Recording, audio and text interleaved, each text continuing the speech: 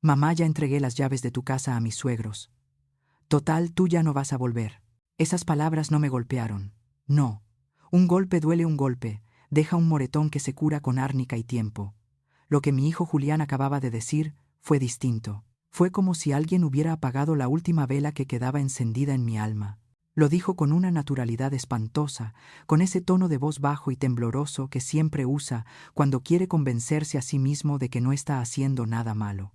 Lo dijo mientras sostenía mi mano inerte, esa mano que lavó sus pañales, que limpió sus lágrimas, que trabajó 30 años costurando ajeno para que él tuviera un título universitario.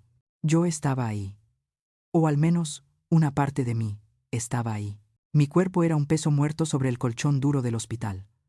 Un envase vacío conectado a tubos, cables y máquinas que hacían bip, bip, bip, con una regularidad enloquecedora. Hacía 6 meses que el mundo se había vuelto negro.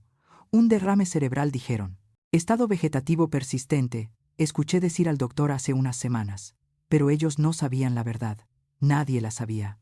Yo no me había ido. Estaba atrapada, encerrada dentro de mi propia carne, gritando con todas mis fuerzas, sin que un solo sonido saliera de mi garganta seca. Oía todo. Sentía todo. El olor a cloro barato del piso, el frío del aire acondicionado, calándome los huesos, y ahora la traición de mi único hijo cayendo sobre mí como agua helada. Sete Akung. Antes de continuar te pido algo sencillo. Si esta historia toca tu corazón, en algún momento suscríbete al canal. Aquí ningún dolor se cuenta en vano. Julián soltó mi mano. La dejó caer sobre la sábana áspera con una indiferencia que me heló la sangre. Antes, él me besaba las manos. Decía que mis dedos olían a cilantro y a masa fresca. Ahora parecía tener asco de tocarme. ¿Ya se las diste?, preguntó otra voz. Una voz femenina aguda, arrastrada, impregnada de un perfume caro que invadió la habitación y me revolvió el estómago. Era ella. Lorena. Mi nuera. Sí, mi amor, respondió Julián sumiso. Se las di a tu papá esta mañana. Ya están mudando sus cosas. Ay, por fin, suspiró ella, y pude escuchar el sonido de sus tacones recorriendo el cuarto, impaciente dueña de un espacio que no le pertenecía. Ya era hora, Julián. Esa casa en Coyoacán se estaba pudriendo sola. Además, tus papás merecen vivir en una zona decente, no en ese cuchitril donde estaban rentando. Y mira, seamos realistas. Tu mamá no va a despertar. Y si despierta, hizo una pausa cruel y calculada. Bueno, para eso existen los asilos del gobierno, ¿no? Quise abrir los ojos. Dios mío, ¿cómo quise abrirlos? Quise levantarme de esa cama, arrancar las vías de mi brazo y plantarle una bofetada en esa cara maquillada y perfecta. Quise gritarle: esa es mi casa, es el patrimonio de toda mi vida, es donde creció tu marido. Pero mis párpados pesaban toneladas. Mi lengua era un trapo inútil dentro de mi boca. Solo pude quedarme ahí inmóvil, tragándome mi propia bilis, obligada a ser testigo muda de mi propia desgracia. La casa, mi casa, no era una mansión, pero era mi palacio. Una casona vieja en el barrio de Santa Catarina, con muros gruesos de adobe que guardaban el fresco y un patio central de ladrillo rojo. Ahí estaba mi vida entera. Cada grieta en la pared tenía una historia. Pero lo que más me dolía, lo que me hizo sentir una punzada real en el pecho paralizado, fue pensar en mi limonero. Mi árbol de limón. Lo planté el día que supe que estaba embarazada de Julián hace 34 años. Creció junto con él. Cuando Julián tuvo varicela, le hice té con sus hojas. Cuando se graduó de contador, celebramos bajo su sombra. Ese árbol era el corazón de la casa. Y ahora, esos extraños, esos vividores que eran los padres de Lorena Rogelio y Marta Valenzuela, iban a adueñarse de mi santuario. ¿Y qué vamos a hacer con las cosas de la vieja?, preguntó Lorena, rompiendo mi recuerdo. Su tono era de fastidio puro, como quien habla de sacar la basura. No sé, murmuró Julián. Mi pobre hijo, mi cobarde hijo. Pensé en guardarlas en una bodega. ¿Bodega? ¿Estás loco? Lorena soltó una risita hiriente. ¿Sabes cuánto cuesta rentar una bodega en la ciudad? No, Julián. No tenemos dinero para estar guardando triques viejos. Esa sala apestosa a naftalina, esos cuadros de santos que me dan miedo. Todo eso va a la calle. O véndeselo al ropavejero. Mis papás llevan sus propios muebles. Ellos tienen gusto, Julián, no como tu madre, que llenaba la casa de porquerías. ¿Porquerías? Llamaba porquerías a la máquina de coser Singer con la que pagué la carrera de Julián. Llamaba porquerías a la foto de mi difunto esposo Roberto, que presidía la sala con su marco dorado. Llamaba porquerías a mi dignidad. Sentí una lágrima, una sola, caliente y solitaria, rodando desde la comisura de mi ojo izquierdo hacia la almohada. Fue un esfuerzo titánico, una rebelión de mi cuerpo contra la parálisis. «Julián, mira», dijo Lorena de pronto. Su voz cambió, sonó alarmada. «Está llorando». El silencio se hizo espeso en la habitación. Escuché los pasos de mi hijo acercarse. Sentí su aliento cerca de mi cara. Olía a café y a cigarro, un vicio que yo le había prohibido siempre.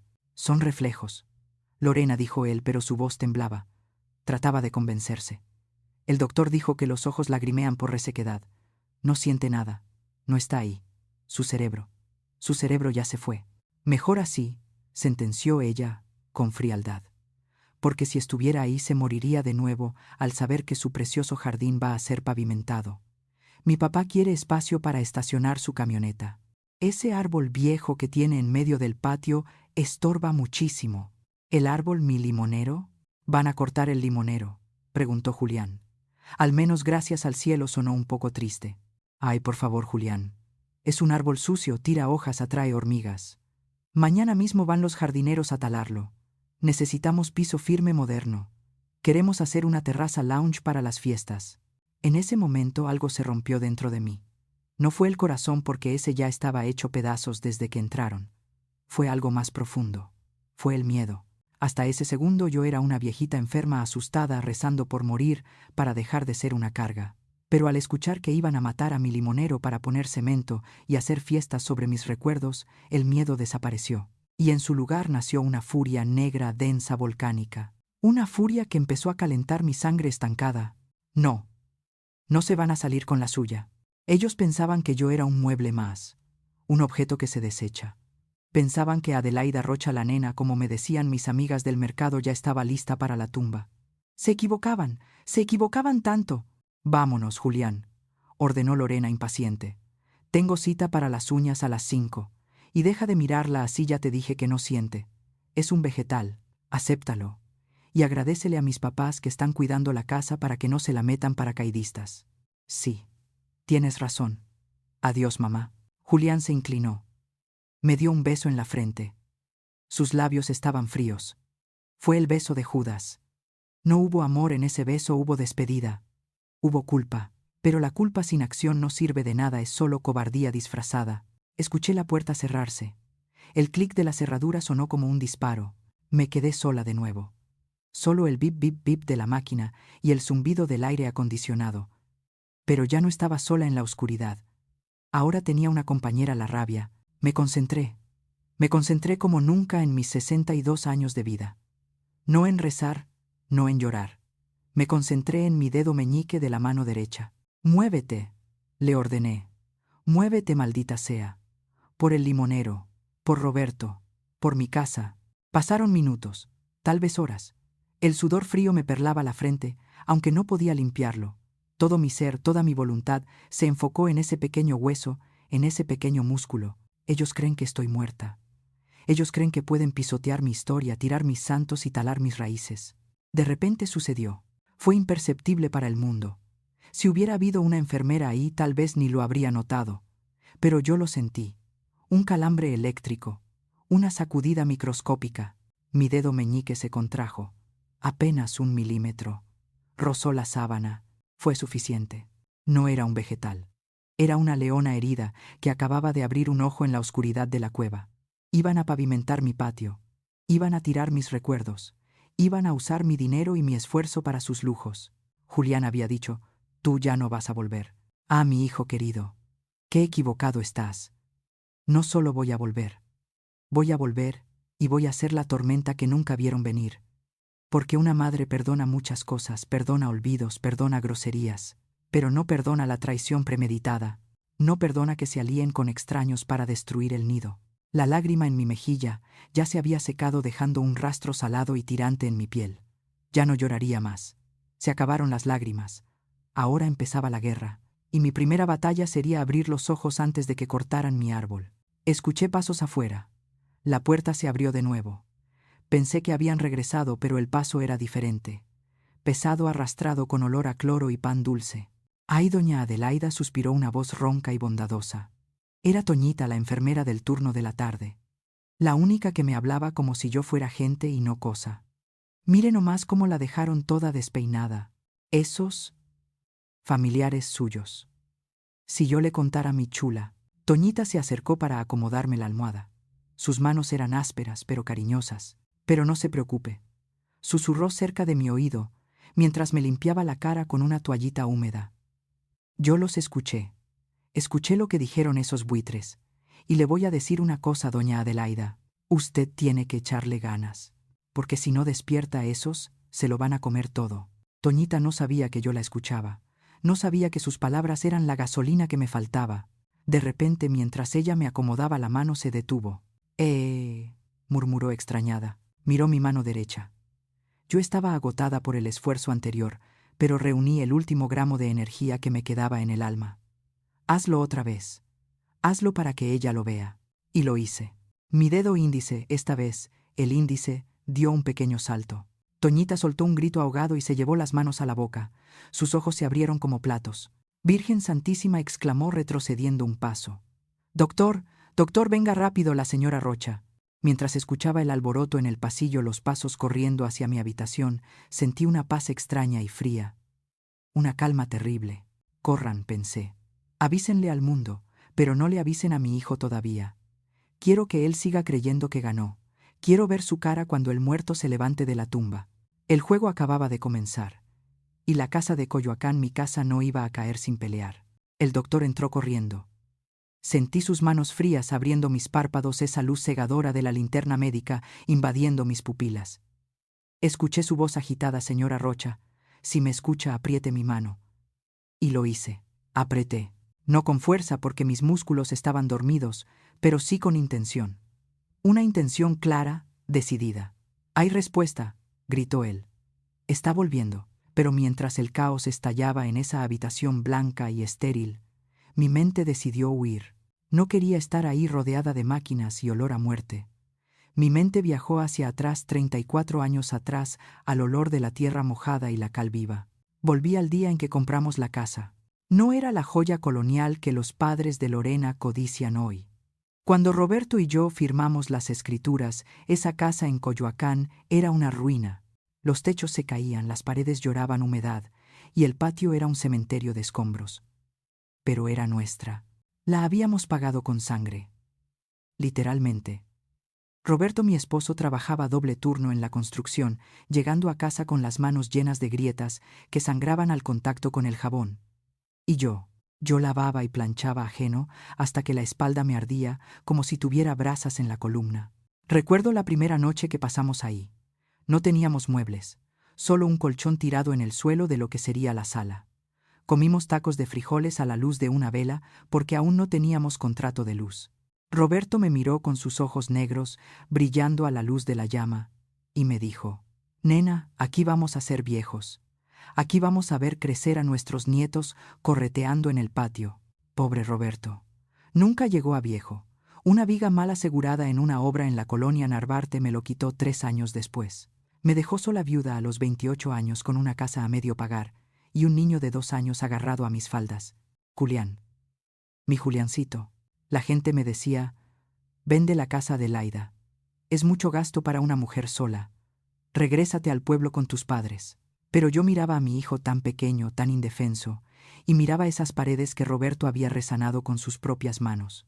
Venderla hubiera sido traicionarlo a él. Así que me amarré las enaguas y me convertí en lo que soy, una guerrera de comal y masa. Empecé a vender tamales. Me levantaba a las 3 de la mañana cuando la ciudad todavía dormía y el frío de la madrugada calaba hasta los huesos.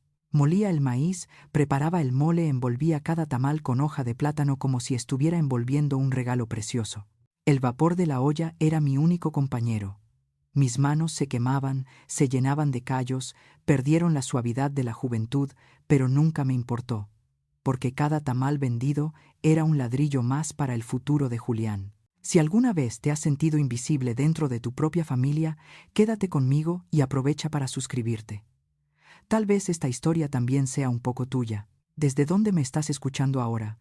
¿Tú también sientes que tu voz es silenciada en casa? Julián creció entre el vapor de los tamales y el olor a epazote.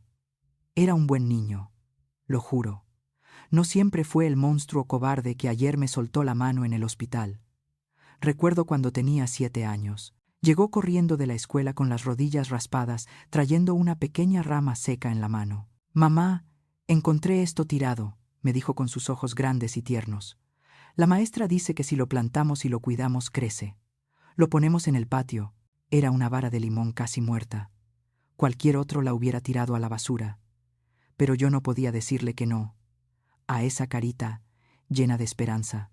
Cavamos un hoyo en medio del patio justo donde ayer Lorena dijo que quería poner su piso de cemento. Lo plantamos, lo regamos. Julián le hablaba al árbol. Le decía: «Crece, arbolito, para que le des sombra a mi mamá cuando esté cansada». Y el árbol creció. Contra todo pronóstico, ese limonero echó raíces profundas, fuertes, tercas, como nosotros. Creció y nos dio los limones más jugosos del barrio. Julián hacía limonada y la vendía afuera de la casa para ayudarme con los gastos. «Para tus medicinas, mamá», me decía, cuando me veía sobarme las manos doloridas por la artritis incipiente. ¿En qué momento cambió? ¿En qué momento? El niño que quería darme sombra se convirtió en el hombre que quiere dejarme sin techo. Fue la universidad. Fue cuando el sacrificio dio su fruto, y ese fruto resultó amargo. Yo me maté trabajando para que él fuera a una universidad privada la mejor. Quería que fuera un licenciado que no tuviera las manos rotas como su padre, ni quemadas como su madre. Pero la universidad le enseñó algo que yo no le enseñé: la vergüenza. Empezó poco a poco.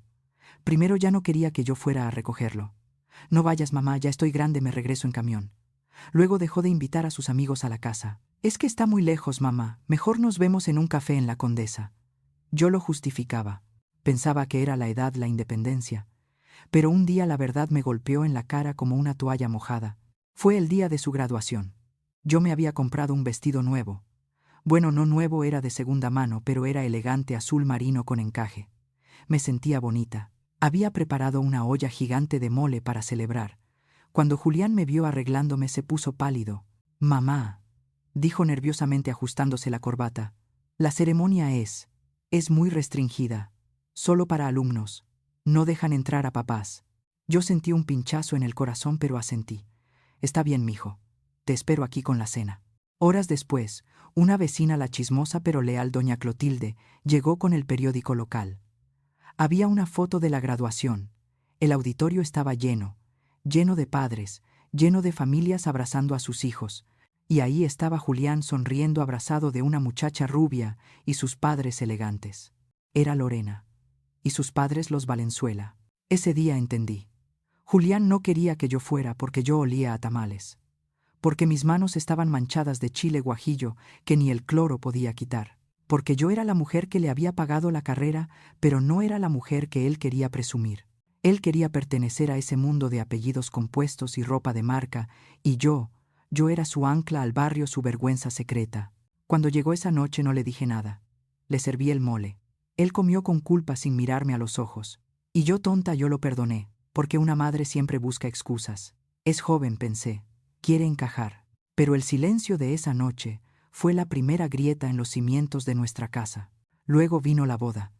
Y con la boda vinieron los Valenzuela a mi casa por primera vez. Nunca olvidaré la cara de Rogelio Valenzuela, el padre de Lorena, cuando entró a mi sala. No miró la limpieza impecable ni las flores frescas que yo había puesto. Miró el techo alto y dijo: «Vaya qué desperdicio de terreno. Aquí saldrían 3 departamentos muy buenos si se tirara todo esto». Marta, su esposa, se limpió el asiento de la silla con un pañuelo antes de sentarse, como si mis muebles tuvieran piojos. «Ay, Adelaida», me dijo con esa sonrisa falsa que muestra demasiados dientes, «qué valiente eres de vivir aquí sola. ¿No te da miedo? Digo, la zona ya no es lo que era. Deberías pensar en vender e irte a algo más chiquito, más acorde a tu edad». Lorena, mi nuera, ni siquiera me saludó bien. Se pasó la tarde criticando mi comida. «Ay, qué pesado el mole. ¿No tienen algo más light? Es que nosotros nos cuidamos mucho». Y Julián, mi Julián, el niño del limonero, se quedó callado. No me defendió. Se rió nerviosamente de los chistes de su suegro. Asintió cuando criticaron mi casa. Se hizo pequeño, insignificante, un títere en manos de esa gente, que brillaba mucho pero valía poco. El recuerdo se desvaneció, arrastrado por el dolor presente. Volví al hospital. El doctor seguía ahí revisando mis pupilas. Increíble, murmuraba. Los signos vitales se han disparado. Señora Rocha, ¿me escucha?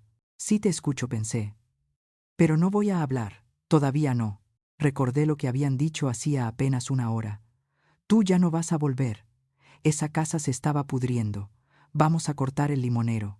Si despertaba ahora, si abría los ojos y gritaba, ¿qué ganaría Julián? Lloraría, pediría perdón por miedo, no por convicción. Lorena inventaría alguna excusa. ¿Y sus padres? Sus padres ya estaban en mi casa, ya tenían las llaves. Un grito mío podría detenerlos hoy, pero no detendría su codicia mañana. Necesitaba saber más. Necesitaba saber hasta dónde eran capaces de llegar. Necesitaba verle la cara al diablo sin máscara. Tomé una decisión peligrosa. Una decisión que me costaría lágrimas de sangre, pero que era necesaria. Aflojé la mano. Dejé que mis párpados cayeran pesados otra vez. Relajé la mandíbula. Señora Rocha, insistió el doctor preocupado. La perdí. Parece que se desvaneció otra vez. ¿Fue un reflejo entonces?, preguntó la enfermera Toñita con tristeza en la voz. Posiblemente, suspiró el médico. A veces hay espasmos antes del final. O es una recuperación intermitente. Vamos a mantenerla en observación. No le avisen a la familia todavía hasta que estemos seguros. No queremos darles falsas esperanzas. Falsas esperanzas. ¡Qué ironía, doctor! Si usted supiera que la esperanza de mi familia es que yo me muera rápido para quedarse con la herencia. Me quedé quieta, fingiendo ser el vegetal que ellos creían que era. Pero por dentro mi mente trabajaba a 1000 por hora. Tenía que salir de ahí. Tenía que ver mi casa, pero no podía hacerlo como Adelaida, la madre abnegada. Tenía que hacerlo como alguien más. Tenía que ser más astuta que ellos. El sonido del teléfono en el pasillo me alertó. Era la voz de Toñita hablando bajito. Sí, joven Julián. No. Hubo cambios. Bueno, hubo un pequeño movimiento. Pero el doctor dice que no se ilusione. Sí, yo le aviso si pasa algo. Oiga, ¿y no va a venir a verla hoy en la noche? Ah, tiene una cena. Entiendo. Sí, claro, primero los compromisos. Colgó. Una cena. Mi hijo tenía una cena mientras yo luchaba por volver a la vida. Y no cualquier cena. Mi instinto de madre, ese que nunca falla, me gritó, la verdad, estaban celebrando. Estaban celebrando en mi casa. La furia volvió, pero esta vez venía mezclada con una claridad helada. Iban a brindar con mi tequila sentados en mi mesa, riéndose de la vieja que se estaba muriendo en el hospital. Disfruten la fiesta, pensé, sintiendo cómo mi corazón latía fuerte y rítmico, bombeando vida a mis extremidades dormidas.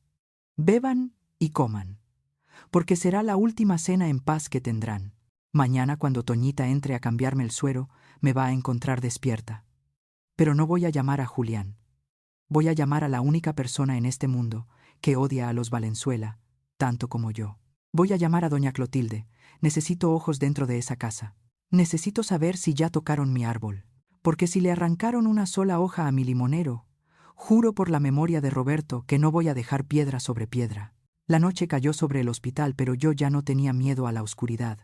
Yo era la oscuridad, y estaba a punto de caer sobre ellos. Ser un fantasma duele. Nadie te advierte de eso. En las películas los espíritus atraviesan paredes y flotan ligeros, libres de las cadenas de la carne. Pero yo no era ese tipo de fantasma. Yo era un fantasma de carne y hueso, anclada a una cama de hospital, prisionera, dentro de un cuerpo que había decidido despertar, pero que yo obligaba a permanecer inmóvil. Los días siguientes a mi casi despertar fueron un infierno calculado. Aprendí a dominar mi respiración. Aprendí a relajar los párpados cuando sentía que la rabia me hacía temblar las pestañas. Aprendí a tragar saliva sin hacer ruido. Me convertí en una espía en mi propio lecho de muerte. Y lo que escuché, Dios mío, lo que escuché, fue peor que cualquier tortura física. La rutina era siempre la misma. Por las mañanas, las enfermeras. Ellas eran amables, hablaban del clima, de sus novios, de la telenovela de la noche. Me trataban con dignidad. Me peinaban el cabello canoso y me ponían crema en las manos secas. Pero por las tardes llegaba el verdadero suplicio. Julián y Lorena Venían cada tercer día. Ya no venían diario. La gasolina está carísima. Escuché decir a Lorena una tarde, mientras dejaba su bolso de marca sobre mis pies, usándome como si yo fuera una mesita de centro. Venir hasta acá es un gasto innecesario, Julián. Tu madre está igual. No cambia. Es un vegetal que respira dinero. Sentí el peso de su bolso sobre mis tobillos. Pesaba. Pero más pesaban sus palabras. Un vegetal que respira dinero. Así me veía la mujer que juró amarme como a una segunda madre en el altar. Baja la voz, Lorena, susurró Julián. Su voz sonaba cansada, arrastrada. ¿Por qué?, replicó ella, y pude escuchar el chasquido de su lengua. No me oye. Nadie nos oye. Estamos solos con ella, y con esa máquina que me tiene harta con su bip bip. Oye, por cierto, ¿ya firmaste lo del banco? No es tan fácil, Lorena. El notario dice que necesitamos 2 testigos más para validar el poder completo. Pues consíguelos. Págales. No sé, Julián resuelve. Mis papás ya se instalaron en la casa, pero no podemos empezar la remodelación grande si no tenemos acceso a la cuenta de ahorros de tu mamá. Esa cocina necesita granito, y el granito no se paga con buenas intenciones.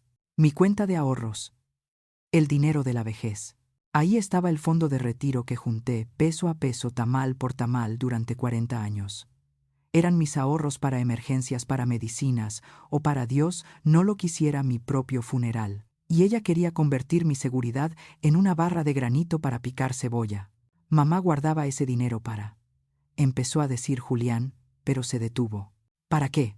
Para esto. Lorena se rió una risa seca y cruel. Mírala, Julián.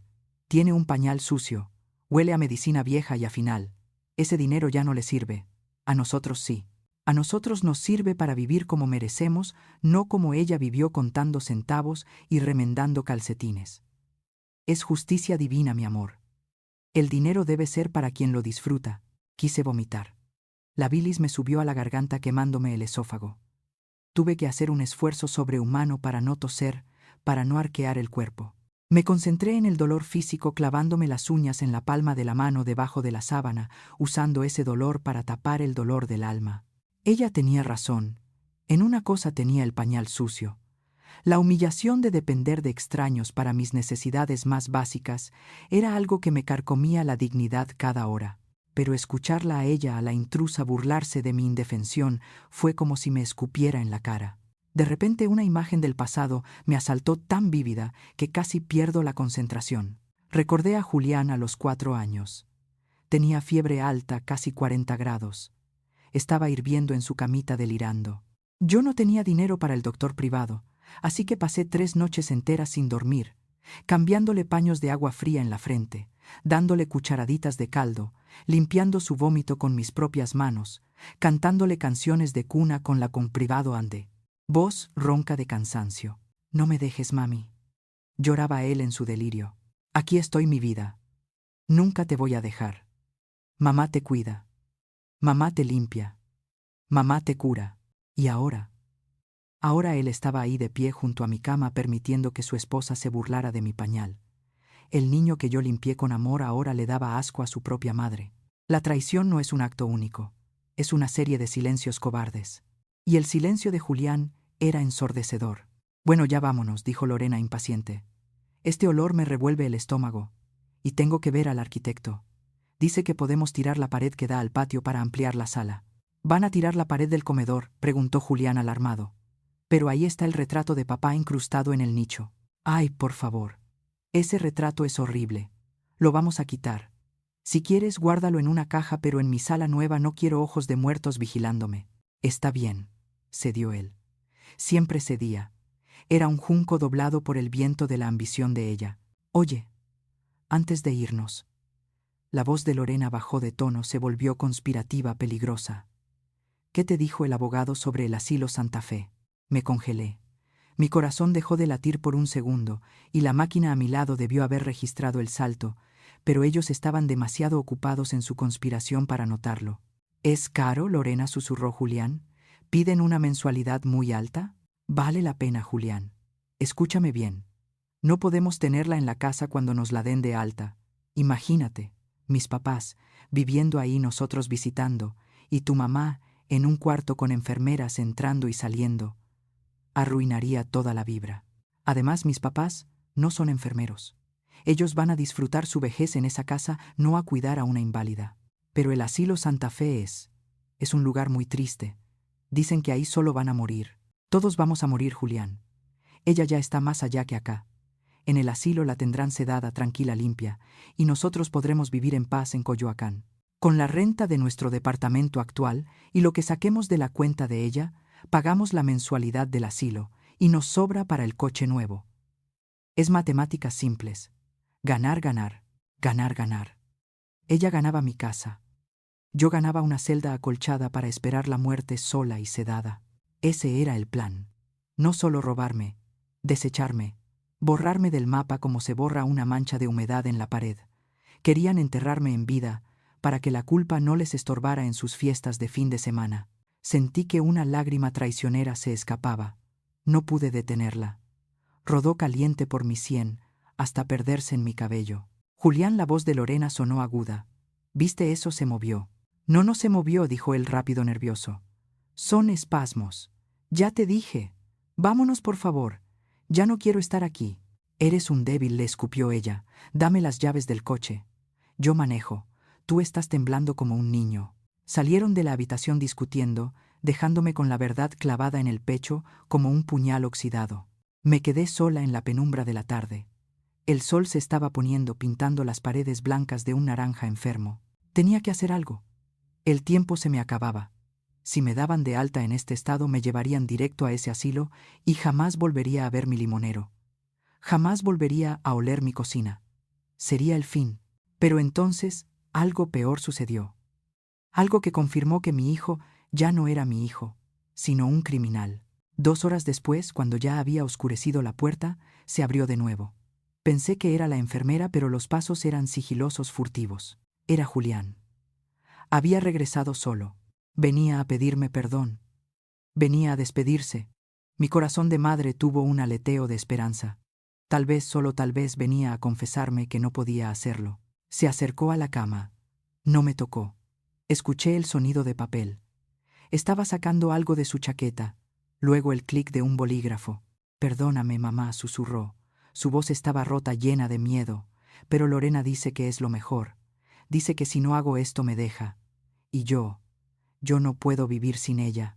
No soy fuerte como tú. Nunca lo fui. Sintió que tomaba mi mano derecha, la mano inerte. Me colocó el bolígrafo entre los dedos. ¿Qué estaba haciendo? Necesito que esto se vea real, murmuró para sí mismo. El banco se puso exigente con la firma. Julián, mi hijo, el contador, el hombre honesto que yo creí haber criado, estaba usando mi mano muerta para trazar mi firma sobre un documento legal. Sentí cómo movía mi muñeca. Sentí la presión del bolígrafo sobre el papel. Él guiaba el trazo. Conocía mi firma de memoria. ¿Cuántas veces lo vi falsificar mi firma en las notas de la escuela cuando sacaba malas calificaciones? Yo me reía entonces, le decía travieso. Ahora esa travesura era mi sentencia de muerte. Ahí está, dijo soltando mi mano con brusquedad como si le quemara. Igualita. Adelaida Rocha, viuda de Tlapanco. Con esto vaciamos la cuenta. Mañana mismo. Se quedó un momento en silencio, respirando agitado. Es por tu bien, mamá, dijo tratando de convencerse a sí mismo, hablándole a la oscuridad. En el asilo vas a estar bien. Y la casa por fin va a tener vida. Dio media vuelta y salió casi corriendo como quien huye de la escena de un crimen. Y lo era. Era un crimen. Un matricidio lento y burocrático. Me quedé ahí con la mano derecha todavía tibia por su contacto, sintiendo el fantasma del bolígrafo entre mis dedos. Habían cruzado la línea. Ya no era solo ambición o ingratitud. Era delito. Fraude, falsificación, abuso de confianza. Mi hijo acababa de robarme usando mi propia mano como arma. Esa noche no dormí. La rabia me mantuvo despierta, alimentándome, dándome fuerzas. Ya no sentía tristeza. La tristeza es para los que tienen esperanza de ser amados. Yo ya no tenía esa esperanza. Ahora tenía un objetivo. Recordé el teléfono de la habitación. Estaba en la mesita de noche, al lado de la cama, un poco lejos. Tenía que alcanzarlo. Tenía que llamar a doña Clotilde. Tenía que llamar al único hombre que podía detener esto antes de que vaciaran la cuenta. El licenciado Méndez, el viejo abogado de Roberto. Miré mi mano. la misma mano que Julián había usado para firmar mi sentencia. Muévete, le ordené. Muévete o muere. Mañana Julián iría al banco. Tenía menos de 12 horas para dejar de ser un fantasma y convertirme en el monstruo que ellos temían. La guerra había dejado de ser fría. Ahora era a muerte. El teléfono de la habitación 304 estaba a menos de 1 metro de distancia sobre la mesita de noche de formica barata. Sin embargo, para mí, esa distancia era un abismo, un cañón profundo que separaba la muerte de la vida, el silencio de la justicia. Julián acababa de salir llevándose mi firma robada y mi dignidad en su bolsillo. Me había dejado con el corazón hecho pedazos, pero con la voluntad forjada en hierro. Miré el aparato. Era viejo, de esos color crema con cable enroscado. Tenía que alcanzarlo. Si no lo hacía mañana, mi cuenta de ahorros amanecería en ceros y yo estaría siendo trasladada a ese asilo donde la gente va a olvidar su nombre. Extendí el brazo. Me dolió. Dios sabe que me dolió. Sentí cómo los tendones atrofiados gritaban, cómo los músculos dormidos protestaban como cuerdas viejas a punto de romperse. El sudor me empapó la bata de hospital. Mi respiración se volvió un silbido agónico en la oscuridad. Vamos, Adelaida. Levantaste costales de maíz de 50 kilos. Cargaste a un borracho de 80 kilos cuando Roberto se torció el pie. No te puede vencer un teléfono de plástico. Mis dedos rozaron el auricular. Lo empujé. Cayó sobre la cama con un golpe seco que me sonó a explosión. Me quedé quieta con el corazón en la garganta esperando que ninguna enfermera entrara. Nadie vino. El turno de noche es un desierto. Arrastré el aparato hacia mi oreja. El tono de línea sonó: tú, tú, tú, música celestial. Marqué el número de memoria. No el de mi casa, esa ya estaba infestada de ratas de 2 patas, sino el de la casa de al lado. El número de doña Clotilde. Sonó una vez. 2 veces. 3. Bueno, contestó una voz adormilada y cascarrabias. Clotilde nunca tuvo buen despertar. ¿Quién llama a estas horas? Son las 11 de la noche. Tengan madre. Traté de hablar. Mi garganta era un desierto de lija. Clotilde. Grazné. Sonó como el lamento de un fantasma. Hubo un silencio al otro lado de la línea. ¿Quién habla?, preguntó ella, ya no enojada, sino asustada. Es una broma. Oiga, no estoy para juegos. Soy yo, la nena. Escuché un grito ahogado. Luego el ruido del teléfono cayendo, un Ave María Purísima lejano, y pasos apresurados. Clotilde había tirado el teléfono del susto. Esperé rezando para que no colgara. Minutos después escuché su respiración agitada de nuevo en la línea. Adelaida susurró temblando. Pero si Julián dijo que estabas en las últimas. Dijo que ya no tenías cerebro. Mija, ¿me estás hablando desde el cielo o desde el hospital? Estoy viva, Clotilde. Logré articular mejor, la adrenalina lubricando mis cuerdas vocales. Estoy viva y estoy despierta. Pero nadie lo sabe. Solo tú. Ay, bendito sea Dios. Sabía que ese muchacho mentía. Clotilde soltó el aire retenido. Adelaida, tienes que volver. Tienes que volver ya. Lo que están haciendo. Ay, nena, si tú vieras. ¿No tienes nombre? Dímelo, Clotilde. Dímelo todo. Necesito que seas mis ojos. ¿Qué están haciendo en mi casa? Clotilde dudó. Escuché cómo sorbía por la nariz. Adelaida, no te va a gustar. Habla, ordené con una fuerza que me sorprendió a mí misma. Hoy en la mañana. Empezó Clotilde, y su voz se llenó de indignación. Hoy pusieron un letrero afuera. Venta de garaje. Pero no era en el garaje, Adelaida. Abrieron las puertas de par en par. Sacaron tus cosas al patio. Todo. Tus muebles, tu vajilla de Talavera, la ropa de Roberto que tenías guardada en el baúl. Sentí un golpe en el estómago. Mi historia. Mi vida puesta en la banqueta para que los extraños la manosearan. Vendieron. ¿Vendieron la máquina de coser? Pregunté temiendo la respuesta. Sí, nena. Se la llevó una señora de la colonia del Carmen. Y lo peor no es que la vendieran. Es el precio. Lorena estaba ahí sentada en una silla plegable con unos lentes oscuros cobrando. La vendió en 200 pesos, Adelaida. 200 pesos.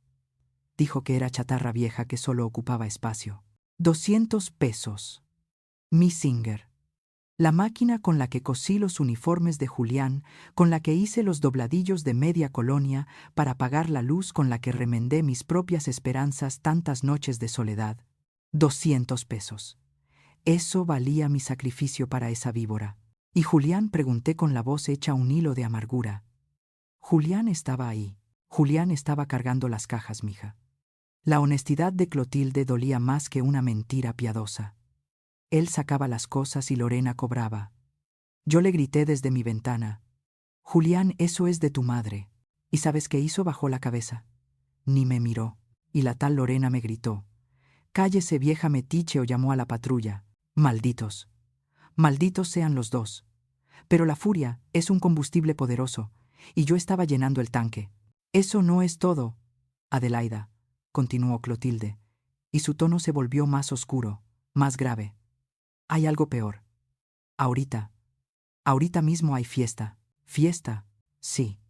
Los papás de ella, los Valenzuela, llegaron en la tarde con un camión de mudanzas, pero no trajeron muebles, trajeron cajas de vino y un equipo de sonido.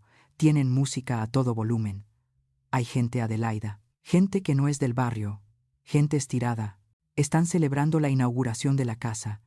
Rogelio, el papá de ella, está brindando en tu patio. Ponme el teléfono en la ventana, Clotilde, le pedí, sintiendo una frialdad asesina recorrer mi cuerpo. Quiero escuchar, pero te va a doler. Hazlo. Escuché ruidos de movimiento, y luego el sonido ambiente entró por la línea. Se oían risas, tintineo de copas y música. No era música de banda ni boleros como le gustaban a Roberto.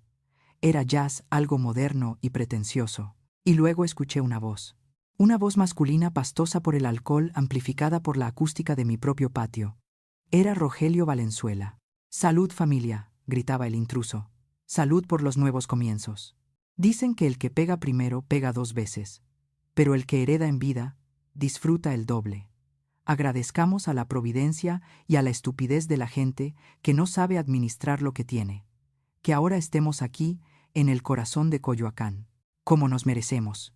Esta casa ya no huele a manteca, ahora huele a éxito». Risas. Aplausos. Y entre los aplausos escuché la risa de mi hijo. Una risa nerviosa, sí, pero risa al fin. Estaba brindando con el hombre que insultaba la memoria de su madre. Estupidez de la gente que no sabe administrar. Se refería a mí. A mis manos llenas de grasa. A mi vida de trabajo. Colgué. No necesitaba escuchar más. Me quedé en la oscuridad temblando. Pero ya no temblaba por el esfuerzo físico. Temblaba por la revelación. No era solo que quisieran la casa, es que me despreciaban. Para ellos mi existencia era un error estético, una mancha de grasa en su mantel de lino. Se sentían superiores. Se sentían dueños. Volví a descolgar el teléfono y marqué de nuevo a Clotilde. Ella contestó al primer timbre. «¿Lo oíste?», preguntó ella indignada. «Lo oí, Clotilde. Y voy a hacer que se traguen cada gota de ese vino. Pero necesito que hagas algo por mí mañana a primera hora. Es de vida o muerte. Lo que sea, nena. Tú manda. Necesito que busques al licenciado Méndez. El viejo Méndez.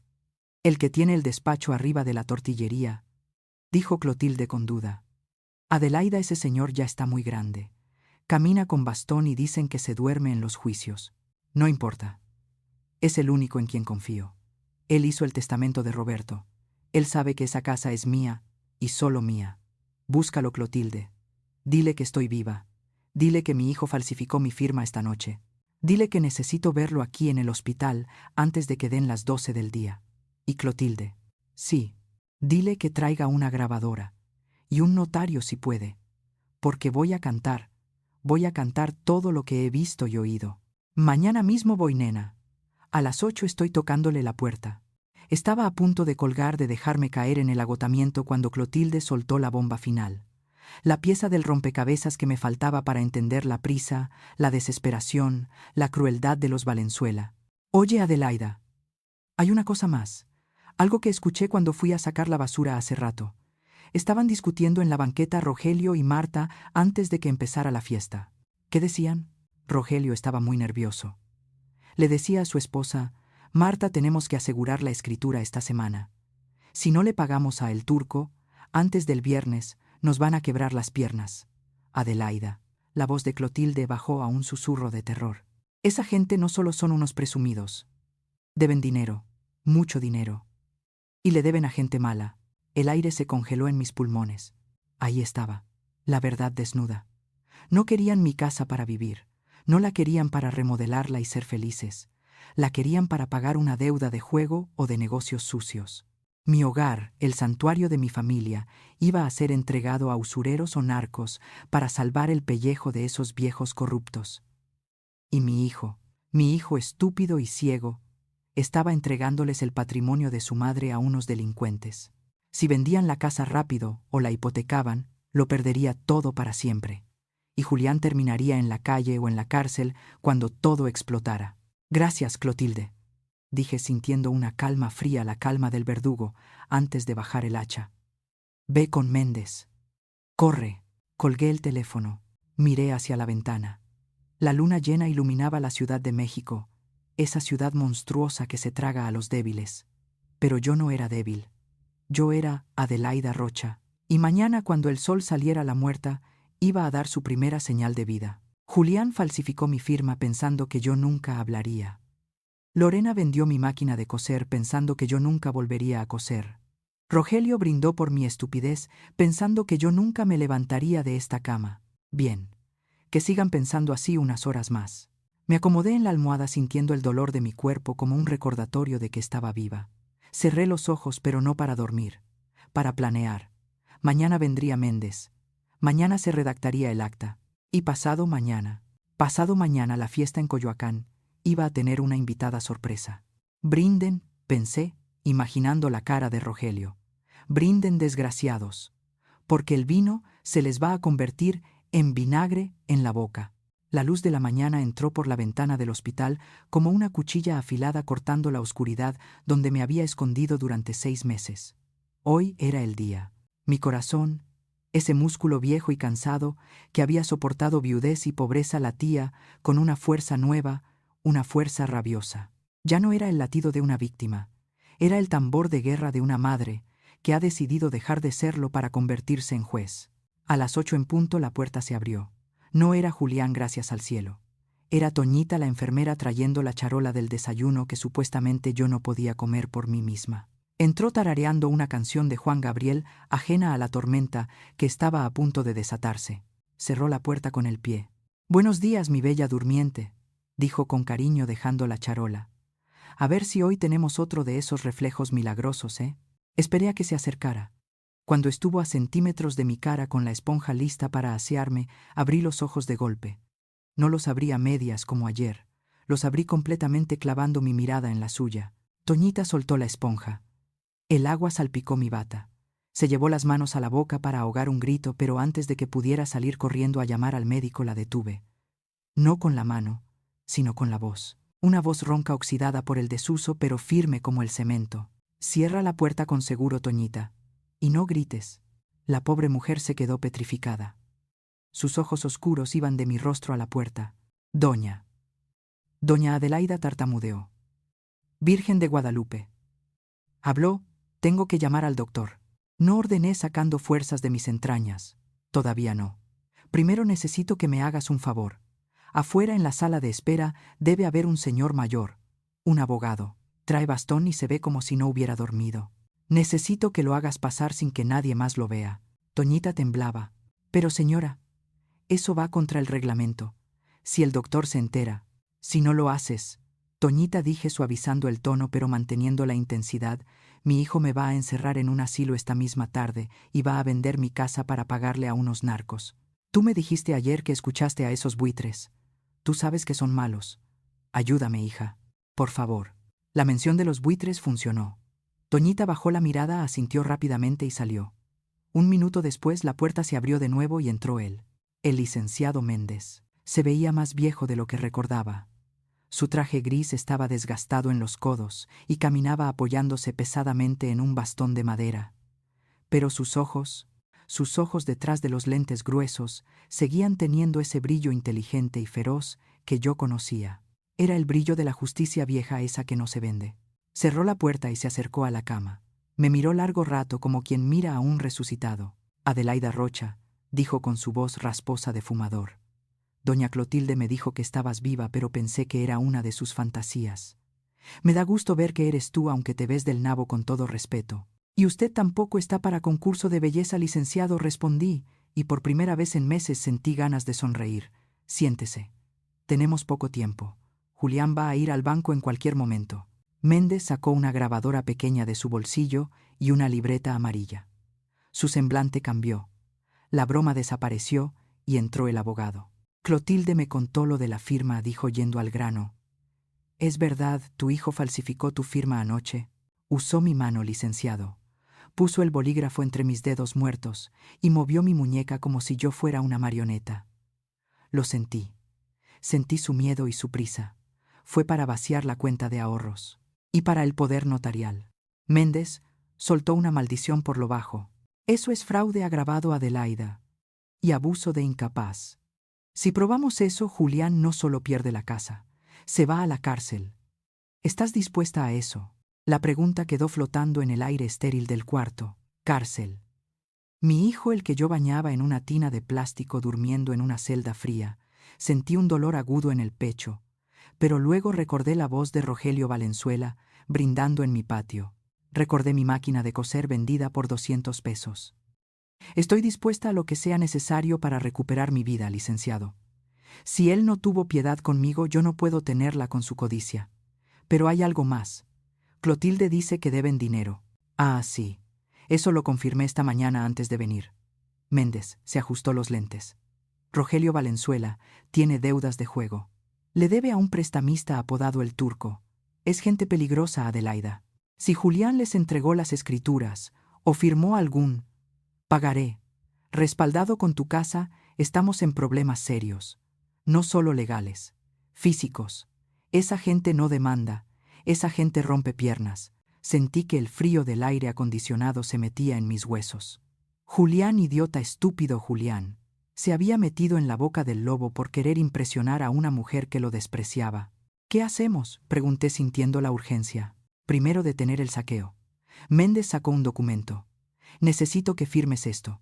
Es una revocación de cualquier poder anterior y una demanda preventiva, pero necesito que lo firmes tú con tu propia mano y que un médico certifique que estás lúcida.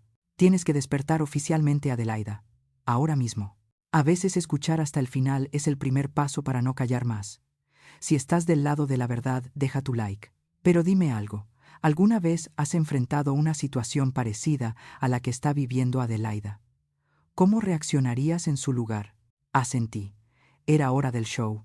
Llame a los médicos, licenciado. Lo que siguió fue un torbellino.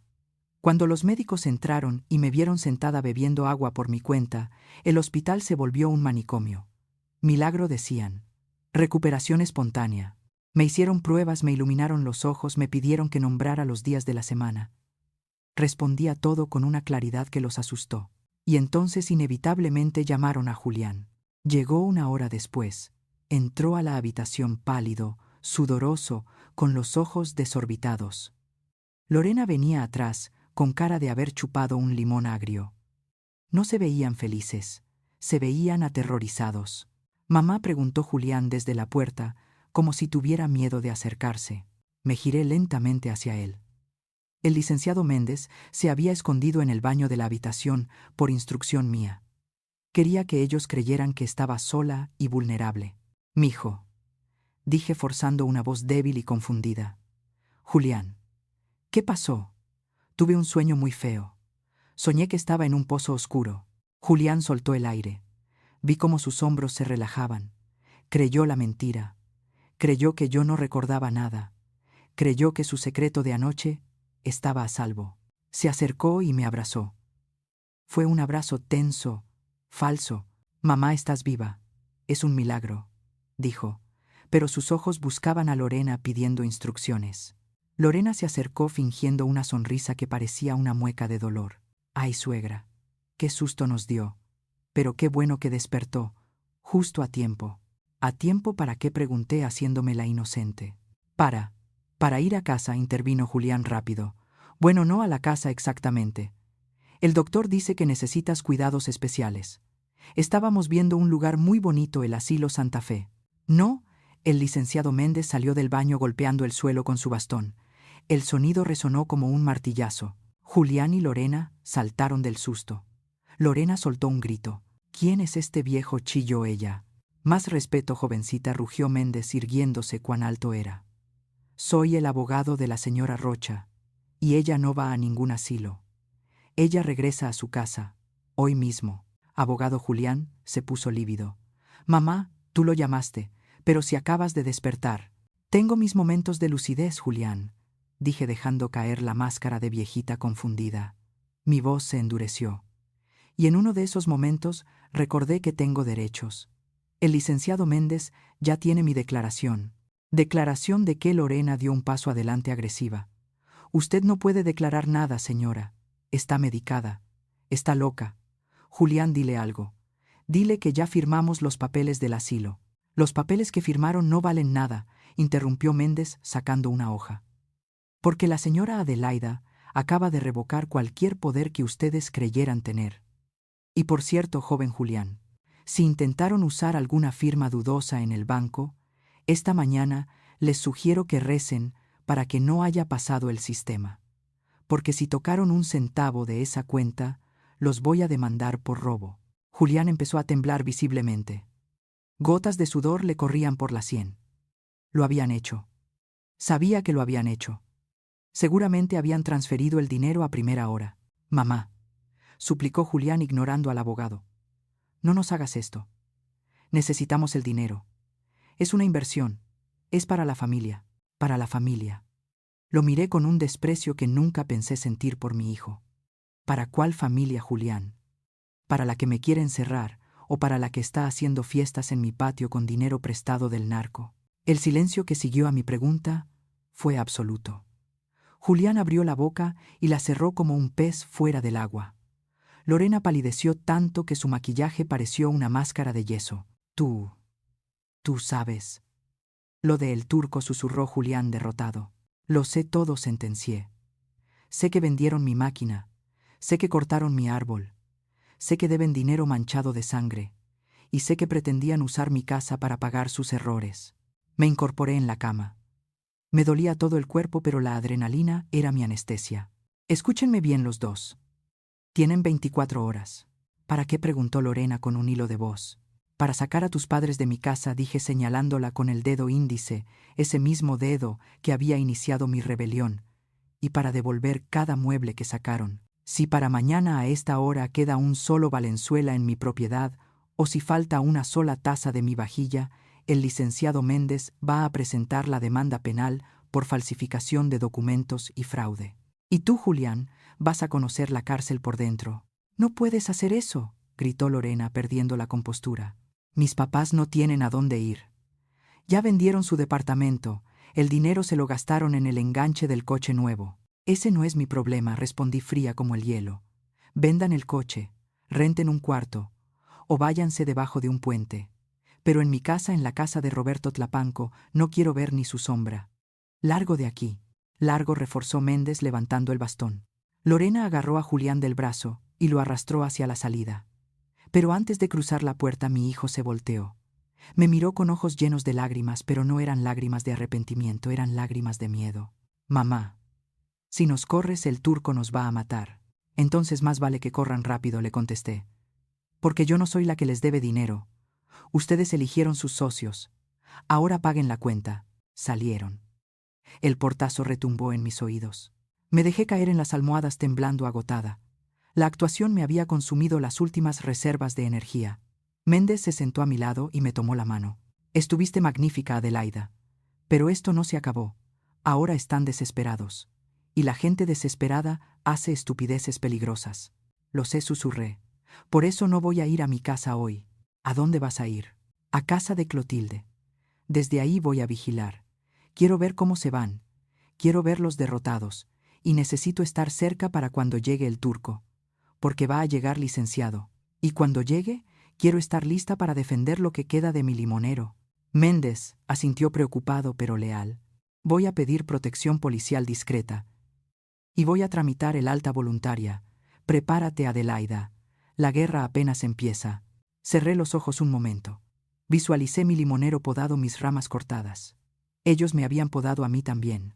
Me habían quitado la dulzura. Pero lo que no sabían es que cuando podas un árbol las raíces se hacen más fuertes. Y mis raíces estaban a punto de romper el cemento. Salí del hospital en silla de ruedas, no porque no pudiera caminar, sino porque el licenciado Méndez insistió en que guardara mis fuerzas para la batalla. El sol de la tarde en la Ciudad de México caía a plomo quemando el asfalto, pero yo sentía un frío interior que ningún clima podía calentar. No regresé a mi casa. No todavía. Mi casa estaba infestada, sucia de traición y avaricia. Regresé a la casa de al lado, al refugio de doña Clotilde, mi vecina de hace 40 años, mi cómplice y ahora mi generala en la retaguardia. La casa de Clotilde olía a cera de piso y a frijoles con epazote, un olor que me recordó a mi infancia, a seguridad. Pero no tuve tiempo para la nostalgia. En cuanto entré, ignoré la silla que me ofrecía y fui directo a la ventana del segundo piso. Esa ventana era estratégica. Daba directamente a mi patio trasero, separados solo por una barda de ladrillo baja cubierta de bugambilias. Desde ahí, oculta tras las cortinas de encaje amarillento, me convertí en una boyerista de mi propia desgracia. Lo primero que vi me sacó el aire de los pulmones. Mi patio. Mi santuario. Ya no era el lugar de paz donde yo tomaba el café. Parecía una zona de guerra después del saqueo. Habían quitado mis macetas de barro, esas que cuidé durante décadas, y las habían arrumbado en una esquina, muchas de ellas rotas, sus pedazos de arcilla roja, esparcidos como sangre seca en el suelo. Pero eso no fue lo peor. Mis ojos buscaron instintivamente el centro del patio, buscando el verde vibrante de mi limonero. Lo que encontré fue un muñón. No lo habían talado por completo, gracias a Dios, pero lo habían mutilado. Le habían cortado las ramas principales, esas que daban sombra y frescura, dejándolo como un esqueleto deforme y triste. Las hojas verdes yacían amontonadas en bolsas de basura negra, listas para ser desechadas. Sentí una punzada en el útero, el mismo dolor que sentí cuando parí a Julián. Ese árbol era mi otro hijo.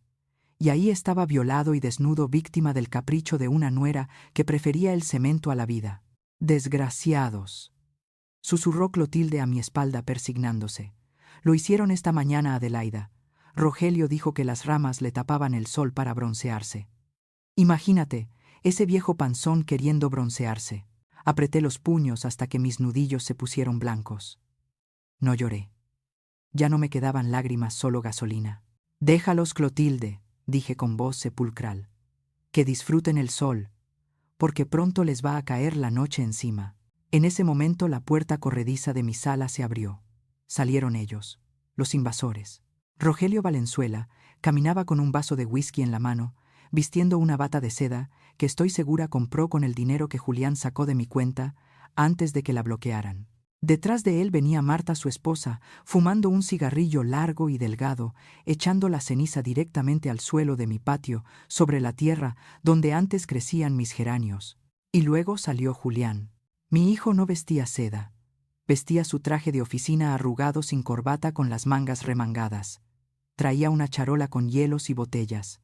No parecía el dueño de la casa, parecía el mesero, parecía el sirviente. «Muévete, muchacho», le gritó Rogelio, y su voz cruzó la barda llegando clara hasta mi escondite. «Ese hielo ya se está derritiendo. ¿Qué, en tu casa no te enseñaron a servir un trago decente? Ah, cierto, tu madre vendía tamales. Seguro tomaban pulque». Sentí el insulto como una bofetada física. Pero lo que más me dolió no fue la ofensa a mi persona, sino la reacción de Julián. Me defendió. Le tiró la charola en la cara a ese parásito. Julián bajó la cabeza. «Perdón, don Rogelio», murmuró sumiso. «El refrigerador no enfría bien». «Pues compra otro», replicó Marta, exhalando el humo con desdén. «Con lo que sacaron del banco, debería alcanzar para un refrigerador decente, no esa porquería ruidosa que tenía tu madre. Por cierto, Julián, ya arreglaste lo del asilo, no quiero sorpresas. Si esa vieja loca se escapa del hospital y viene a dar lata, yo no le voy a abrir la puerta». «Marta, por favor», suplicó Julián, poniendo la charola en una mesa de plástico que habían traído. Mi mamá despertó. Está lúcida. El abogado dijo. «Al diablo con el abogado», interrumpió Rogelio golpeando la mesa. «Esos leguleyos se compran con 2 pesos. Tú lo que tienes que hacer es declararla mentalmente incompetente. Diles que el derrame la dejó tarada. Diles que es agresiva. Lo que sea, pero esta casa no la soltamos. ¿Me oíste? No la soltamos». Rogelio se acercó a Julián y le dio unas palmaditas en la mejilla. No eran de cariño, eran humillantes. Sonaban plas plas como quien disciplina a un perro. «Recuerda quién te sacó del hoyo con el turco Julián. Si nosotros caemos, tú caes con nosotros. Así que más te vale que tengas los pantalones bien puestos y saques a tu madre del camino. Me aparté de la ventana temblando de rabia y de asco. El turco. Ahí estaba la confirmación. Julián no solo era un títere por amor a Lorena, era un rehén de sus propias malas decisiones. Había pedido dinero prestado seguramente para mantener el estilo de vida que Lorena exigía, y ahora los Valenzuela estaban usando mi casa como escudo para protegerse todos. Adelaida, ven a comer algo, dijo Clotilde jalándome suavemente del brazo. Te vas a enfermar de puro coraje. No tengo hambre, Clotilde. Tengo sed. Sed de justicia. Pero me senté. Comí un taco de frijoles mecánicamente sin saborearlo. Mi mente estaba al otro lado de la barda maquinando, calculando. El plazo de 24 horas se cumplía mañana a las 10 de la mañana. Y por lo que acababa de ver, no tenían ninguna intención de irse. Al contrario, se estaban atrincherando. La tarde cayó y las sombras se alargaron en el patio. Volví a mi puesto de vigilancia. Las luces de mi casa se encendieron. Vi sombras moverse tras las cortinas. Escuché música. Estaban cenando, seguramente usando mi vajilla de diario porque la de gala ya la habrían vendido o roto. De repente un coche negro grande y con los vidrios polarizados pasó lentamente por la calle. Se detuvo frente a mi portón. Mi corazón se detuvo. Nadie bajó. El coche permaneció ahí con el motor encendido, ronroneando como una bestia al acecho. Estuvo 5 minutos. 10. Clotilde se asomó también persignándose. Son ellos, Adelaida susurró. Los hombres del turco. Vienen a cobrar. En ese instante la puerta principal de mi casa se abrió. Salió Julián. Se veía aterrorizado. Caminó hacia el coche negro con las piernas temblorosas. La ventanilla del copiloto bajó apenas unos centímetros.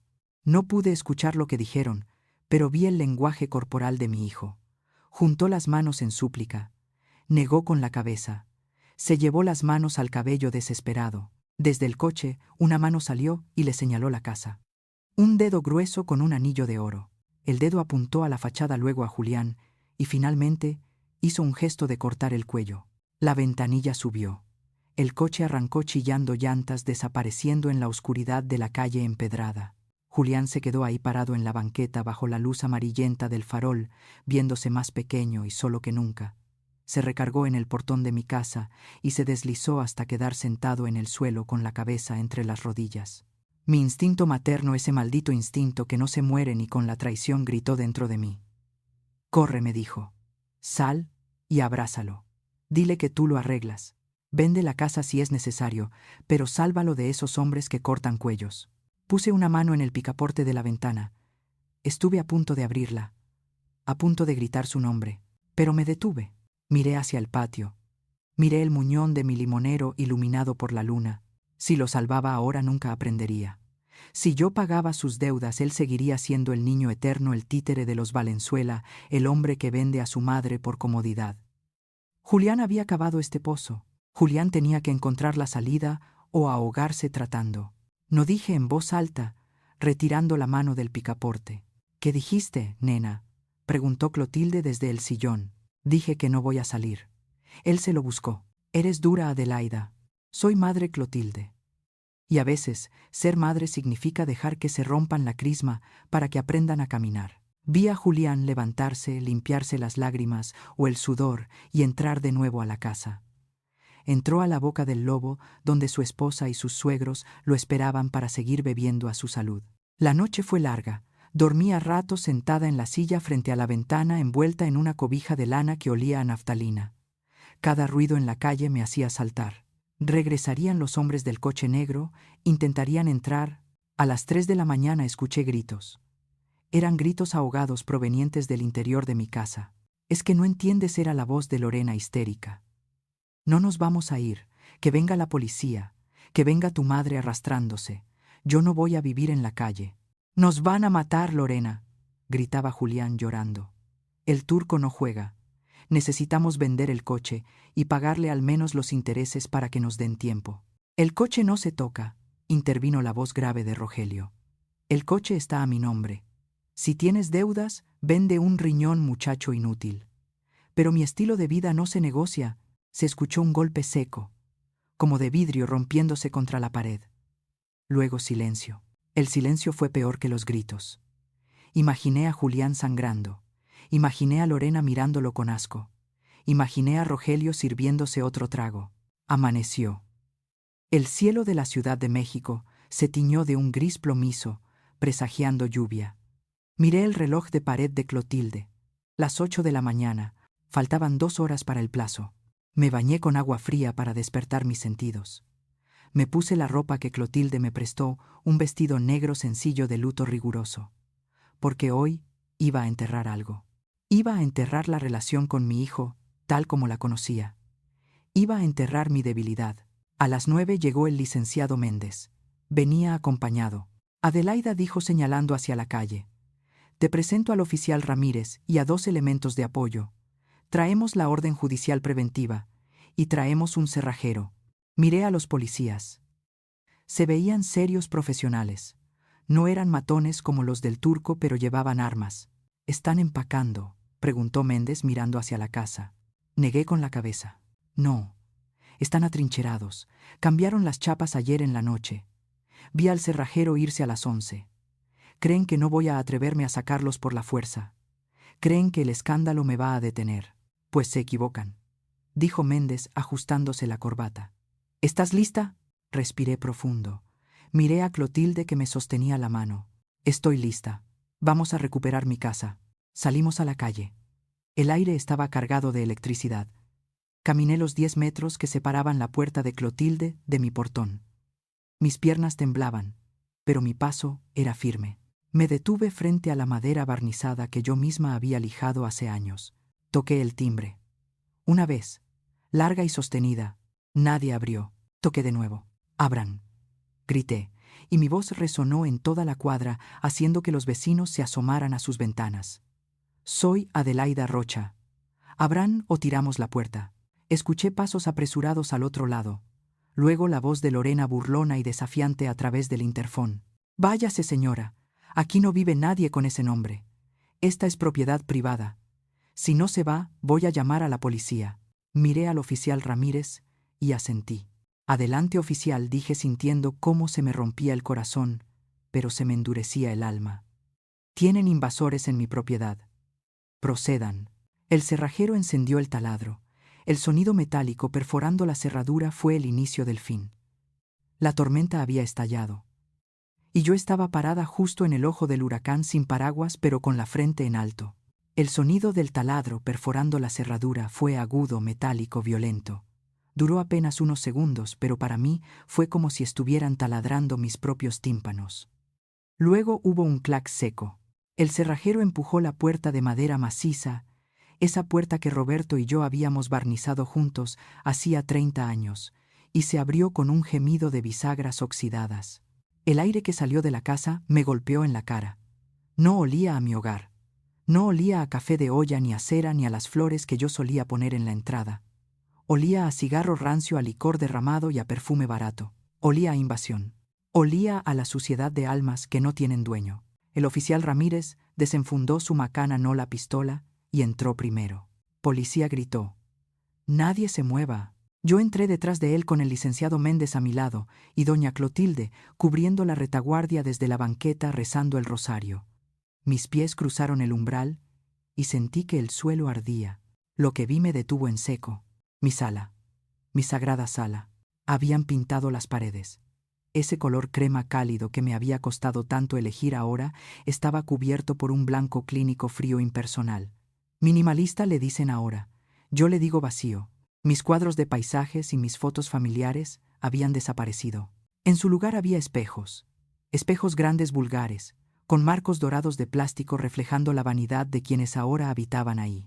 En el centro de la sala, sentados en mi mesa de comedor que ahora tenía un mantel de plástico horrible, estaban ellos, los Valenzuela y mi hijo.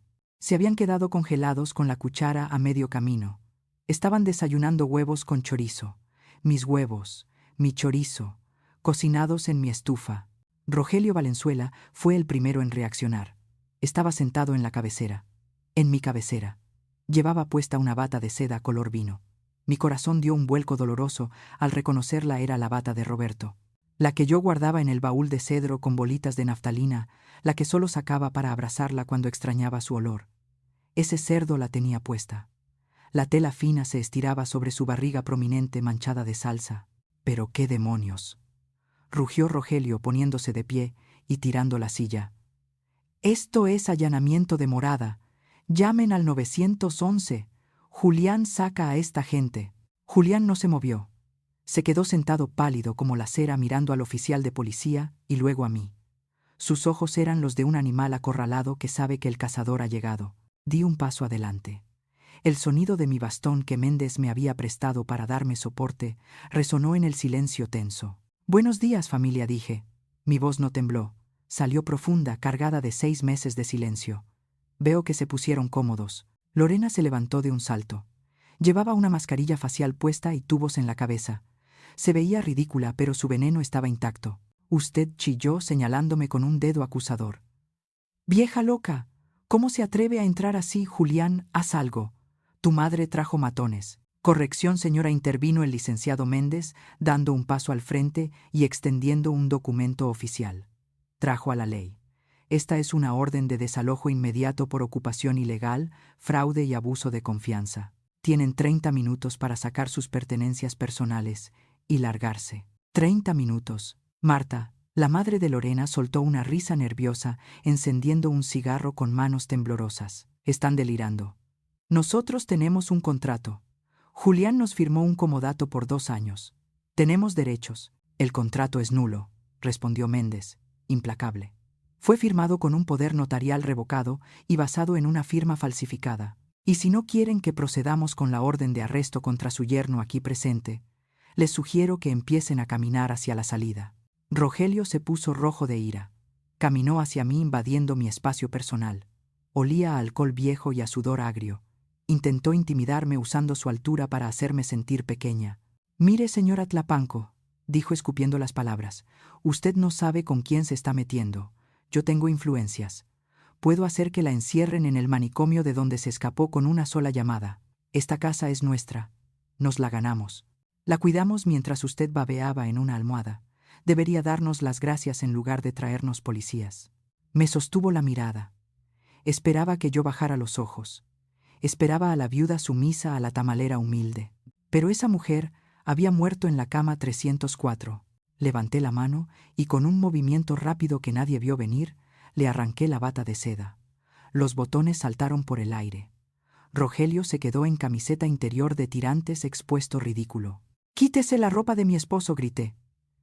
El grito salió de mis entrañas un rugido de leona. «Esa bata es de un hombre decente, un hombre que se rompió la espalda, trabajando, no de un parásito que vive de las mujeres.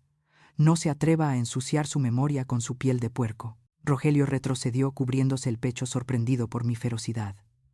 El silencio en la sala fue absoluto. Solo se escuchaba la respiración agitada de Lorena. «Julián», gritó ella histérica. «¿Vas a dejar que me humillen? Di algo, maldita sea. Eres el hombre de la casa». Julián se levantó despacio. Tenía lágrimas en los ojos. Me miró y en su mirada vi la súplica muda del niño que rompió un jarrón y tiene miedo del castigo. «Mamá», susurró. «Por favor, no lo hagas. No así. Podemos hablar. Podemos llegar a un arreglo. Ellos no tienen a dónde ir. ¿Y yo? ¿Tenía a dónde ir, Julián?», pregunté bajando la voz, clavando cada palabra como un clavo en su conciencia. «Cuando me mandaste al asilo, pensaste a dónde iría yo. Cuando vendieron mi máquina de coser, pensaron en mí. Lo hicimos por el bien de todos», balbuceó él repitiendo el guión que Lorena le había escrito. «Mentira», le corté. «Lo hicieron por codicia. Y por miedo». Di un paso más hacia él ignorando a los Valenzuela. Quería que mi hijo me mirara a los ojos. Celo del turco Julián. El nombre cayó en la habitación como una bomba atómica. Rogelio dejó de cubrirse el pecho. Marta tiró el cigarro al suelo. Lorena se quedó con la boca abierta. Y Julián. Julián se desplomó en la silla como si le hubieran cortado los hilos. «¿Cómo? ¿Cómo sabes eso?», preguntó Rogelio, y su arrogancia se evaporó reemplazada por el terror puro. «Lo sé todo», dije sintiendo el poder de la verdad. «Sé que deben 500,000 pesos. Sé que el coche negro estuvo aquí anoche. Sé que les dieron hasta el viernes. Y sé que pensaban usar mi casa, mi patrimonio, para pagar sus vicios. Me giré hacia Lorena, que ahora temblaba visiblemente. Tú decías que mi casa era una porquería vieja, ¿verdad? Que te daba asco, pero bien que te sirvió para avalar la deuda de juego de tu padre. Querían hipotecarla, ¿cierto? O peor, ¿se la iban a entregar directamente al turco? No, no es así, lloró Lorena, perdiendo toda su altivez. Es un préstamo, solo un préstamo temporal. Íbamos a pagarlo. Con mi dinero. La señalé con el bastón. Con el dinero de mi vejez. Son unos criminales. Han puesto la vida de mi hijo en peligro por sus lujos. Miré a Julián. Estaba llorando abiertamente ahora con la cabeza entre las manos. Julián, levanta la cabeza, ordené. Él lo hizo sollozando. Míralos, míralos bien. Esos son tus suegros, esa es tu esposa. Te iban a entregar al matadero. Anoche cuando ese coche vino, ¿quién salió a dar la cara? Rogelio, Marta no. Saliste tú. Te usaron de escudo humano, hijo mío. Y tú, por cobarde, por querer complacerlos, les abriste la puerta y les diste las llaves de tu propia destrucción. Julián miró a Rogelio. Rogelio desvió la mirada. Miró a Lorena. Ella se mordía las uñas sin atreverse a defenderlo. Oficial, dije volviéndome hacia Ramírez. Se acabó el tiempo. Sáquelos. No, esperen, gritó Marta, aferrándose a la mesa. Mis cosas. El televisor es nuevo. La Thermomix, todo lo que está dentro de esta casa, se queda como garantía de los daños, intervino el licenciado Méndez. Ustedes vendieron los muebles de la señora Adelaida. Vendieron sus electrodomésticos. Consideren sus cosas nuevas como el pago por lo que robaron. Tienen 5 minutos para sacar ropa y documentos personales. Nada de valor sale de aquí. Eso es robo, aulló Rogelio. No, eso es justicia poética, contestó Méndez con una sonrisa afilada. El oficial Ramírez hizo una seña a sus compañeros. Los policías avanzaron. Vamos, muévanse, ordenó Ramírez tomando a Rogelio del brazo desnudo. A empacar o los saco en calzones a la calle. El caos estalló. Marta corrió a las recámaras gritando por sus joyas. Lorena intentó agarrar un jarrón chino, pero un policía se lo quitó de las manos. Deje eso ahí. Rogelio insultaba y amenazaba, pero caminaba hacia el cuarto derrotado. Yo me quedé parada en medio de la sala inmóvil como una estatua de sal. Veía cómo desmantelaban su vida falsa en mi casa verdadera. Veía cómo metían ropa en bolsas de basura negras, igual que ellos habían hecho con mis hojas de limón. ¿Y Julián? Julián no se movía. Seguía sentado en la mesa mirando el mantel de plástico. Me acerqué a él. Puse mi mano en su hombro. Él se estremeció al contacto. Tú también, Julián, dije suavemente. Él levantó la vista incrédulo. Mamá, me estás corriendo. Te estoy salvando, le corregí. Si te quedas aquí vas a seguir siendo su esclavo. Vas a seguir pensando que yo voy a resolverte los problemas. Y no puedo hacer eso. Ya no. Pero ¿a dónde voy a ir el turco? El turco busca a Rogelio, no a ti. La deuda está a nombre de Rogelio, ¿verdad? Miré a Méndez, quien asintió. Sí, investigamos eso. Julián solo es aval moral, no firmó los pagarés principales. Entonces vete, Julián. Vete lejos de ellos. Búscate un cuarto. Búscate un trabajo honesto. Y cuando seas un hombre de verdad que se respete a sí mismo, entonces. Y solo entonces puedes tocar a mi puerta. Julián se puso de pie. Se veía destruido, pero en sus ojos vi algo que no había visto en años: alivio. El alivio de que alguien le quitara la soga del cuello, aunque fuera para empujarlo al abismo de la soledad. «Perdóname, mamá», susurró. «El perdón se gana, Julián. Ahora vete». Lo vi caminar hacia la puerta arrastrando los pies. No miró atrás. No esperó a Lorena. Salió solo a la calle bajo el sol implacable de Coyoacán. 10 minutos después, los Valenzuela salieron. Iban cargando bolsas negras, gritando insultos, prometiendo venganza. Rogelio me lanzó una mirada de odio puro. «Esto no se queda así, vieja bruja. Te vas a arrepentir». «Cierre la puerta al salir», le contesté tranquila. El portazo final retumbó en las paredes vacías. El silencio regresó. Pero no era un silencio de paz. Era el silencio de un campo de batalla después de la masacre. Miré a mi alrededor. Las paredes blancas me lastimaban los ojos. El olor a cigarro seguía ahí. Mi casa estaba herida, violada. Doña Clotilde entró corriendo y me abrazó. «Lo hiciste, nena. Los sacaste».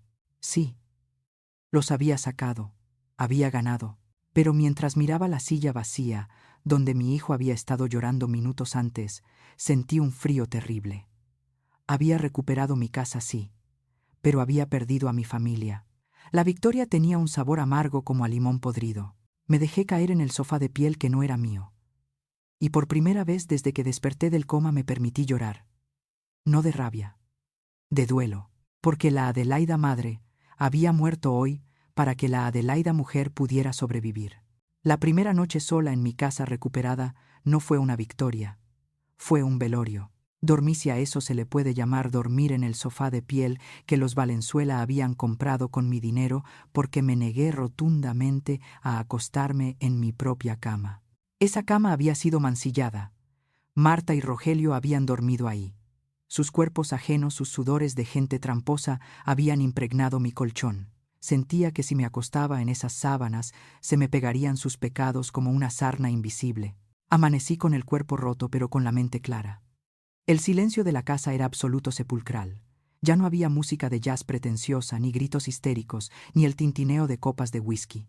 Solo estaba el zumbido del refrigerador nuevo y el eco de mis propios pasos en el piso de loseta que ellos habían cubierto con alfombras baratas. Me levanté, y lo primero que hice fue abrir todas las ventanas. De par en par. Necesitaba que el aire de Coyoacán, ese aire que huele a lluvia y a piedra volcánica, entrara y barriera el tufo a cigarro y perfume dulzón que Lorena había dejado impregnado en las paredes. Fui a la cocina. Mi mesa de madera, la de siempre, no estaba. En su lugar, esa mesa de vidrio moderna que parecía de consultorio dental. Sentí una rabia fría subir por mi garganta. ¿Dónde estaba mi mesa? ¿Dónde estaban las marcas de crayón que Julián había hecho a los 5 años y que yo nunca quise lijar? Tirada, vendida, quemada. Borraron mi historia para escribir su farsa de nuevos ricos. Agarré una silla de metal fría e incómoda y la lancé contra la pared. El golpe resonó como un disparo. Largo, grité al vacío. Largo de aquí, fantasmas del demonio. Me puse a limpiar. No fue una limpieza normal. Fue un exorcismo. Con cubeta en mano, cloro y jabón de lejía, tallé los pisos hasta que mis rodillas sangraron. Arranqué las cortinas nuevas y las metí en bolsas de basura. Cada movimiento era una descarga de ira, una forma de reclamar mi territorio. Mío, mío, mío. Pasaron 2 días. 2 días en los que no supe nada de nadie. Doña Clotilde venía a traerme comida y a vigilar que no me diera un infarto, pero yo apenas le hablaba. Estaba en modo supervivencia. Esperaba el contraataque. Esperaba que Rogelio cumpliera su amenaza. ¿O esperaba al turco? Pero quien llegó fue algo mucho peor. Era la tarde del tercer día. Estaba en el patio tratando de curar las heridas de mi limonero con cera de abeja cuando sonó el timbre. No el timbrazo imperioso de la policía, ni el insistente de los vendedores. Fue un toque tímido, un roce apenas. Fui a la puerta con el bastón en la mano, lista para usarlo como arma. Miré por la mirilla. Era él, Julián. Pero no era el Julián de traje y oficina. Era un espectro. Tenía el labio partido, un ojo morado tan hinchado que parecía cerrado, y la ropa sucia, desgarrada. Estaba temblando, abrazándose a sí mismo bajo la llovizna fina que caía. Mi corazón de madre se detuvo, sangre de mi sangre. Verlo así golpeado, destruido, me hizo olvidar por un segundo el fraude, la traición, el asilo. Quise abrir la puerta y meterlo en mi regazo, pero la mano se me congeló en el picaporte. No, Adelaida. Si abres ahora por lástima, lo pierdes para siempre. La lástima no educa. La lástima cría parásitos. Abrí la puerta, pero me quedé en el umbral, bloqueando la entrada con mi cuerpo. ¿Qué quieres?, pregunté. Mi voz salió dura y reconocible. Julián levantó la vista. Al verme se soltó a llorar. Un llanto feo, gutural de hombre que ha tocado fondo. Mamá, ayúdame. No tengo a dónde ir. ¿Dónde está tu esposa?, pregunté implacable. ¿Dónde están tus suegros millonarios? Se fueron. Sollozó cayendo de rodillas en la banqueta mojada. Me dejaron, mamá, en cuanto salimos de aquí. Lorena me dijo que era un perdedor. Dijo que sin la casa yo no valía nada. Se subieron a un taxi y me dejaron ahí en la esquina. Intenté seguirlos, pero Rogelio Rogelio me golpeó.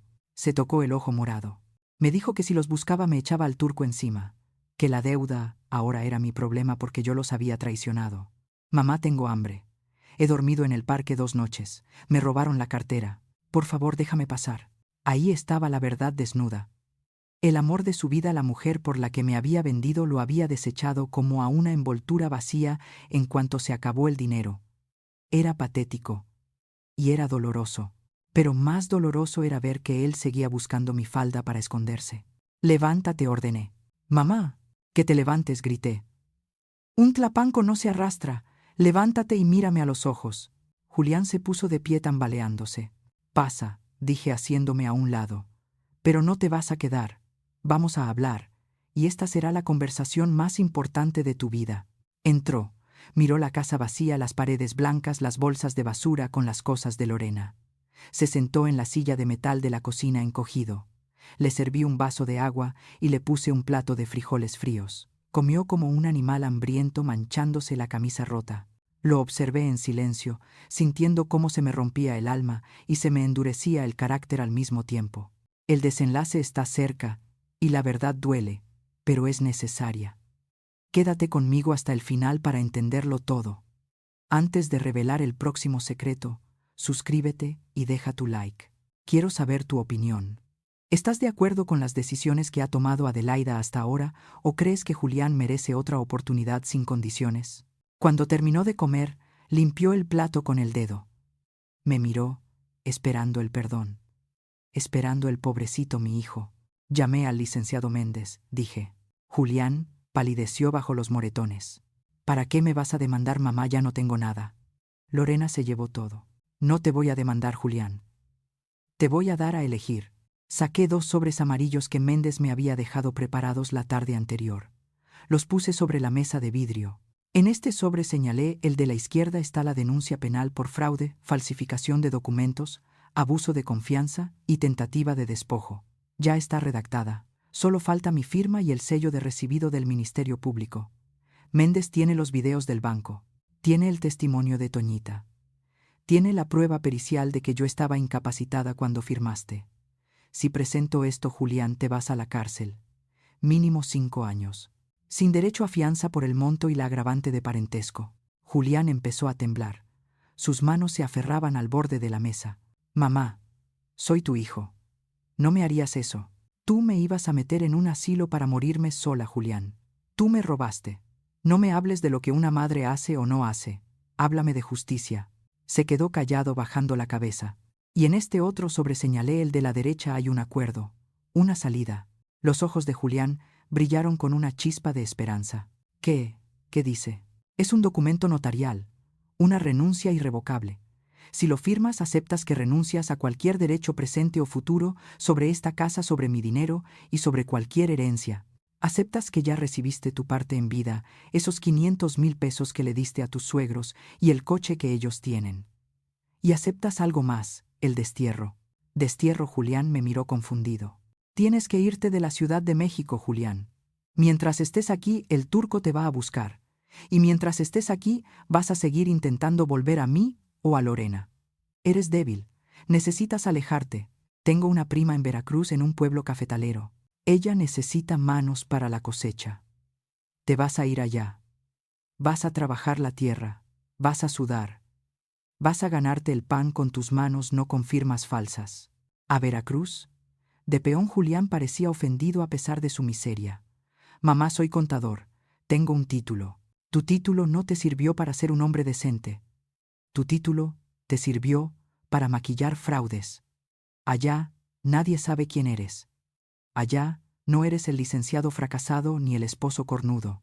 Allá eres solo un hombre con 2 manos. Es tu oportunidad de empezar de cero. O puedes quedarte aquí, enfrentar al turco y a la cárcel. Tú eliges. El silencio se estiró tenso, como una cuerda de violín a punto de reventar. Julián miraba los 2 sobres. El peso de la decisión lo aplastaba. Era la muerte de su ego o la muerte de su libertad. ¿Y si firmo? ¿Y si me voy? ¿Algún día podré volver?, preguntó con voz quebrada. Me acerqué a él. Le levanté la barbilla para que me mirara. Si vuelves, será porque te reconstruiste, no porque tienes hambre. Esta casa, Julián, ya no es tu casa. Esta casa es de Adelaida Rocha. Si algún día regresa un hombre nuevo, tal vez Adelaida le abra la puerta. Pero el hijo que se fue, ese hijo murió el día que me puso un bolígrafo en la mano muerta. Julián cerró los ojos y las lágrimas rodaron libres sobre sus moretones. Asintió lentamente. Pásamela. Pluma susurró. Abrió el sobre de la derecha. Leyó el documento. Le temblaba la mano, pero esta vez nadie se la movía. Esta vez era su voluntad. Firmó. 1, 2, 3 veces. Renuncia. Aceptación. Despedida. Cuando terminó, dejó la pluma sobre la mesa.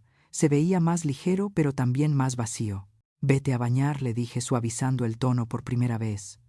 Hay ropa de tu padre en el baúl que Lorena no alcanzó a vender. Cámbiate. Mañana sale el autobús a las 6 de la mañana. Yo te llevo a la terminal.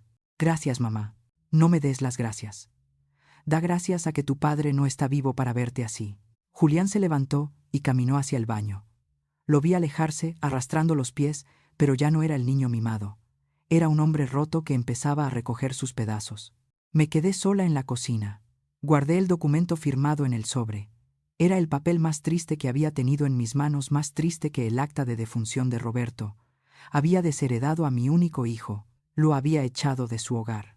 Pero mientras miraba por la ventana hacia el patio oscuro, donde mi limonero mutilado luchaba por sobrevivir, supe que había hecho lo correcto. A veces para salvar una rama enferma hay que cortarla. A veces el amor más grande no es el que abraza, sino el que empuja al vacío para obligar a volar. Mañana lo subiría a ese autobús. Y cuando el motor arrancara, yo me daría la vuelta y no miraría atrás. Porque si miraba atrás me convertiría en estatua de sal. Y yo tenía mucho que reconstruir todavía. La terminal de autobuses de Oriente La Tapo tiene un olor muy particular. Huele a diésel quemado, a tortas de tamal envueltas en papel estraza y sobre todo huele a tristeza. Es el olor de las despedidas que no tienen fecha de retorno. Allí estaba yo parada frente al andén número 4, viendo cómo mi único hijo subía los escalones metálicos de un autobús de segunda clase con destino a Veracruz. Julián no llevaba maletas de marca, ni trajes, ni la arrogancia con la que me había mirado en el hospital. Llevaba una mochila de lona vieja que fue de su padre y una chamarra que le quedaba grande. Se veía pequeño, se veía derrotado. Antes de subir se detuvo. Por un segundo pensé que voltearía. Pensé que correría hacia mí, me abrazaría y me prometería que cambiaría, que volvería pronto. Mi corazón de madre, ese traidor que late en el pecho aunque uno no quiera, dio un vuelco. Voltea, Julián. Voltea y dime que me quieres. Pero no volteó. Agachó la cabeza, entregó su boleto al conductor y desapareció en la oscuridad del pasillo del autobús. El motor rugió soltando una nube de humo negro que me hizo toser, y el vehículo se alejó lentamente, llevándose al niño que crié y dejándome con el hombre que tuve que desterrar. Regresé a Coyoacán en un taxi, sintiéndome más vieja de lo que jamás me había sentido. Cuando el taxista se detuvo frente a mi portón, me quedé mirando la fachada. Ya no había letreros de venta de garaje, ni coches negros de matones, ni música a todo volumen, solo silencio. Un silencio denso, pesado, que se pegaba a la piel. Entré a la casa y cerré la puerta con doble llave como si quisiera dejar fuera al mundo entero, incluido mi propio dolor. La casa estaba vacía. Pero no era el vacío de la limpieza, era el vacío del saqueo. Caminé por la sala. El eco de mis pasos en el piso sin alfombras me lastimaba los oídos. Las paredes blancas, ese blanco de hospital que Lorena había elegido para borrar mi esencia, me miraban con frialdad. Me senté en el suelo porque no tenía sillas.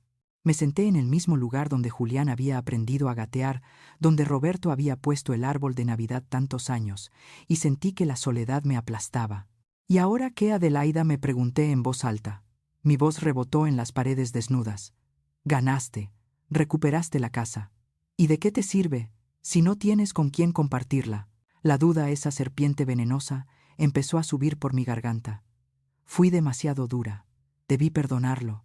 Debí dejar que se quedara aunque fuera en el cuarto de servicio. La imagen de Julián golpeado y hambriento me asaltó. Tal vez el turco no lo encuentre en Veracruz, pero ¿y si se enferma? ¿Y si muere solo? ¡Basta!, grité golpeando el piso con la mano abierta. El dolor en la palma me trajo de vuelta a la realidad. No podía permitirme dudar. Si Julián se hubiera quedado me habría matado. No con una pistola, sino con disgustos, con deudas, con la vergüenza de verlo convertido en un esclavo de su propia debilidad. Lo que hice fue una amputación para salvar al paciente. Y las amputaciones duelen y dejan miembros fantasmas, pero te mantienen vivo. Me levanté. No iba a pasarme el día llorando en el suelo. Tenía trabajo que hacer. Esta casa olía a ellos. Olía al perfume empalagoso de Lorena y al tabaco rancio de Rogelio. Necesitaba sacar ese olor. Necesitaba purificar mi templo. Fui al cuarto de servicio donde había escondido mis pocas herramientas de limpieza que no habían logrado vender. Encontré una cubeta de pintura color crema colonial, un bote que había comprado hacía un año para retocar la cocina y que milagrosamente habían ignorado. Abrí el bote. La pintura estaba un poco seca en la superficie, pero abajo seguía fresca. El color de siempre. Mi color. Pasé los siguientes 3 días pintando. Pintar es una terapia extraña. El movimiento rítmico del rodillo arriba y abajo te hipnotiza. Cubrí el blanco clínico de Lorena con mi crema cálido. Cada capa de pintura era como ponerle piel nueva a una herida. Mientras pintaba, hablaba con la casa. «Perdóname, vieja amiga», le decía a las paredes. «Perdóname por dejar que te vistieran de payaso. Perdóname por dejar entrar a gente que no te quería.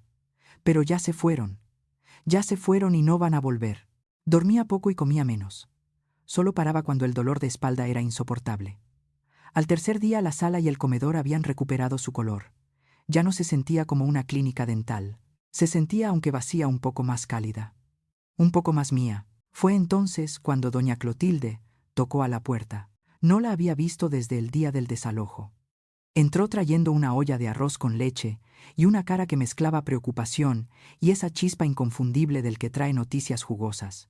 «Ay, nena», dijo mirando las paredes recién pintadas, «te está quedando precioso. Ya se siente otra vez como la casa de la nena Rocha.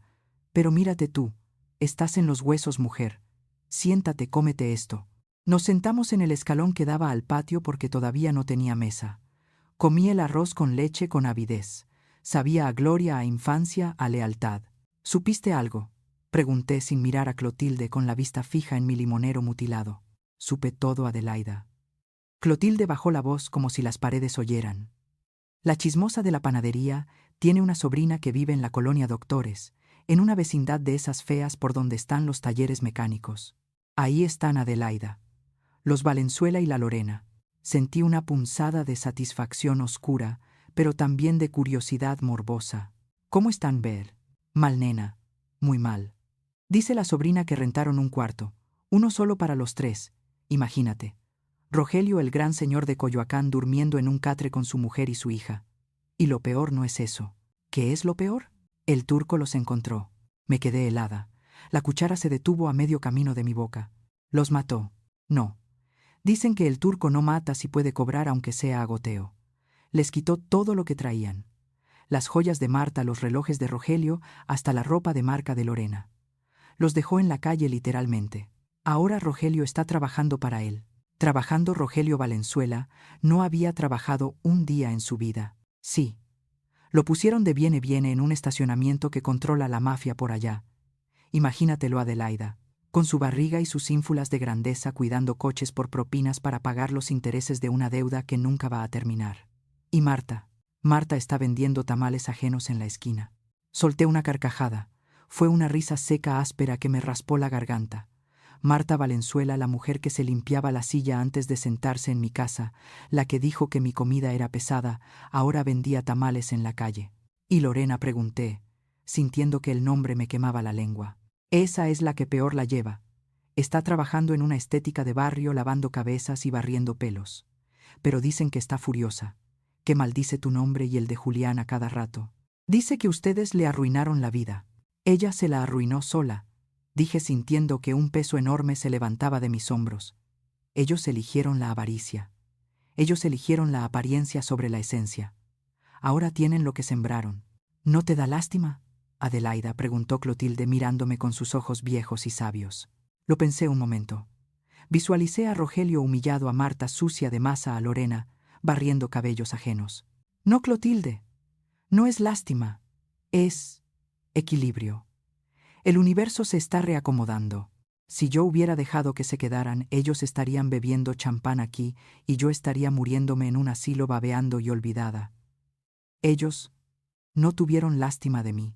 ¿Por qué voy a tenerla yo de su justicia? Clotilde asintió y me dio una palmada en la rodilla. Tienes razón, nena. Tienes razón. Dios no castiga, pero tampoco es ciego. Cuando Clotilde se fue, me quedé sola en el patio. El sol se estaba poniendo tiñendo el cielo de un naranja violento. Me acerqué a mi limonero. Pobre árbol. Se veía tan triste con sus ramas cortadas, esos muñones cicatrizando donde antes había vida verde. Me arrodillé en la tierra. Toqué el tronco rugoso. Tú y yo, amigo, susurré. Tú y yo somos sobrevivientes. Nos cortaron, nos podaron, nos quisieron matar para poner cemento. Pero aquí estamos. Con las raíces bien metidas en la tierra, empecé a limpiar la base del árbol. Quité las malas hierbas que habían crecido durante mi ausencia. Removí la tierra apelmazada para que respirara. Y entonces lo vi. Era minúsculo, casi invisible. En uno de los muñones más bajos, justo donde la corteza se había roto por la sierra, había un punto verde. Un brote. Acerqué la cara casi sin atreverme a respirar. Sí, era una hoja nueva, pequeñita, frágil, enrollada sobre sí misma como un bebé durmiendo. Pero estaba ahí, verde, viva, desafiante. Las lágrimas me llenaron los ojos, pero esta vez no eran de dolor ni de rabia. Eran de otra cosa. Eran lágrimas de reconocimiento. Vas a volver, le dije al árbol, y sentí que también me lo decía a mí misma. Vamos a volver. No seremos los mismos de antes.